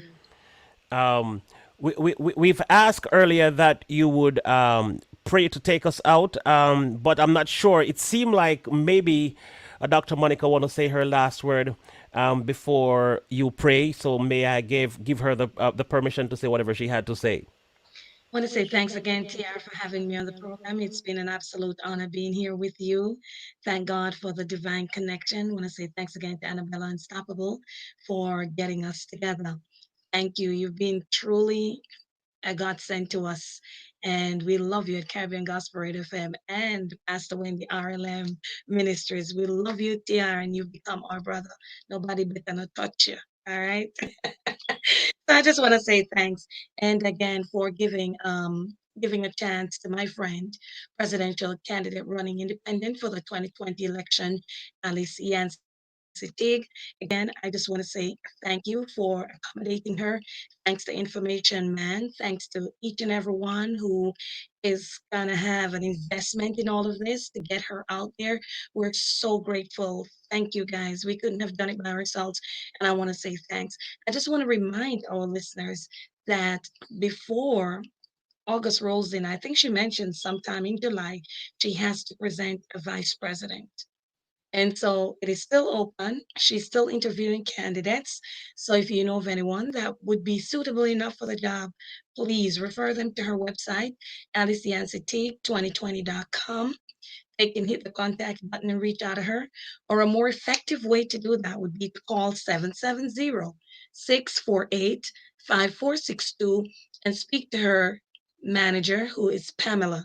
Again, that number is 770-648-5462, and talk to Pamela. And again, remember, this is a write-in ballot, guys. Please do not go to the polls on the 3rd of November and look for her name on that, all right? I think as of now, only one state that will have her name printed on the ballot. For the most part, you will have to write it in. It's going to be a difference for us, but please make sure that you write it in. I went out and I voted in our local elections that we just had, and we had spaces where we could write in. We could choose who we want to fill in those places. So if you're not too familiar with the process, guys, when you get to your place where you will cast your vote, please ask somebody. But you will have, don't look at it and say, well, only Biden and only Trump I see. Look, you can write in Alice Y. Tig. Again, Alice Y. Tig, Teague. We want to make a difference, and I want to thank you again, PR, for helping us make that difference. Thank you, family. Okay, sure. And for those of you who heard Dr. Monica saying a number that you could call Pamela Phillips, who is the campaign manager, the number is right there on your screen. If you can look at the screen, the 770, that's the number. You can write it down. You can call Pamela Phillips, and you can find out more that you want to find out, and you can also get on board and suggest who you have to suggest for vice president and so forth and so on. Okay, with that said, I want to just say a big shout out to those who turn up tonight. I want to say thank you, Jury and Teddy, my cousin, for participating in the chat tonight. The entire chat. I would like to nominate. What? Oh, to be the vice president? Yeah. I wish I could be. If I was American born, I would certainly take up the challenge, but unfortunately, I'm just a Jamaican. All right. So I want to thank my mom for being a part of the chat tonight. I want to thank my brother, my cousins, and all of the family members. I want to thank Marlon Music Channel, Penny Brown, and what I see all the Caribbean Gospel Radio people over here. I want to say a big thank you for coming over to support. This is a worthy cause, and we're happy to see you all over here. Carter Club and the regular team, SF Rose, thank you for being here and for being such a strong support. Zeb Tepe, Pamela, thank you. Sanju Watts for being here. Thank you. Earth Talk 777. We have Halao Dong Thap in the building. I can't pronounce that name, sorry. I might be butchering that name. Sorry, I am really apologizing for that. So with that said, I may not be able to call all the names that are present tonight, but what I can say that everybody in the reach of my voice, I appreciated you being present here tonight, supporting the movement. So when you leave here tonight, tell another friend that we're going to do this every Tuesday night. It might not be the president next week Tuesday night, but there's going to be somebody else next week Tuesday night, same time, same place. We're going to be doing this all over again. And every stream, we're going to mention this again. We're going to make sure we mention this so everybody stay in touch and in tune. All right, now, Pastor Wendy, thank you so much for coming. May God bless Thank you you. and thank you for accepting the call on such sudden notice to come and participate on the show. Thank you so much for coming. We may have your prayer. Amen. Hallelujah. Father, we bless you tonight. We magnify your name. We know that you are Yahweh. You are sovereign and you are eternal. We thank you that even before the very beginning of time, you schedule this moment, you schedule this season, you schedule your servants and strategically place them tonight for this discussion, for this family of love, this environment, oh God, where we all can feel loved and appreciated. We thank you for your manservant, Brother TR. We thank you for the vision that you've given to him. We thank you that you will continue to keep your hand of blessings upon his life. Thank you for every connection, every attachment that you have sent to attach, oh God, to spread the gospel, oh God, impacting lives. We give you the glory. We pray that your blood would cover him right now, that you would cover his family, that you would cover his ministry, that you would enlarge in his borders, oh God, and cause his territories, mighty God, to be expanded beyond measure. Take him, mighty God, into the different parts of the world, impacting lives with your gospel. We give you praise that you have made him a mouthpiece for such a time as this, in this time and in this season. And we give you the glory for what you're going to do in him and through him, God. We thank you for Dr. Monica, God, for the CGRFM family. We bless your name, mighty God, that you are indeed connecting and linking the kingdom. We pray, God, that your hand of protection, your blood would be upon her life, God, that as she opens her mouth, mighty God, that your word would come through piercing darkness, God, with the light and the arrows of God. We pray, God, that you would continue to link the kingdom even as we include our brother information man and all that he's doing. Mighty God, spread your blood over them, God. Protect their families, God. And even today, God, we lift up the presidential candidate, oh God, our sister in bondage. Oh God, we pray that your hand of favor would be upon her. I pray that you would soak her with your blood. God, you knew that this moment was going to come. You are the one that ordained this time and this moment in her life.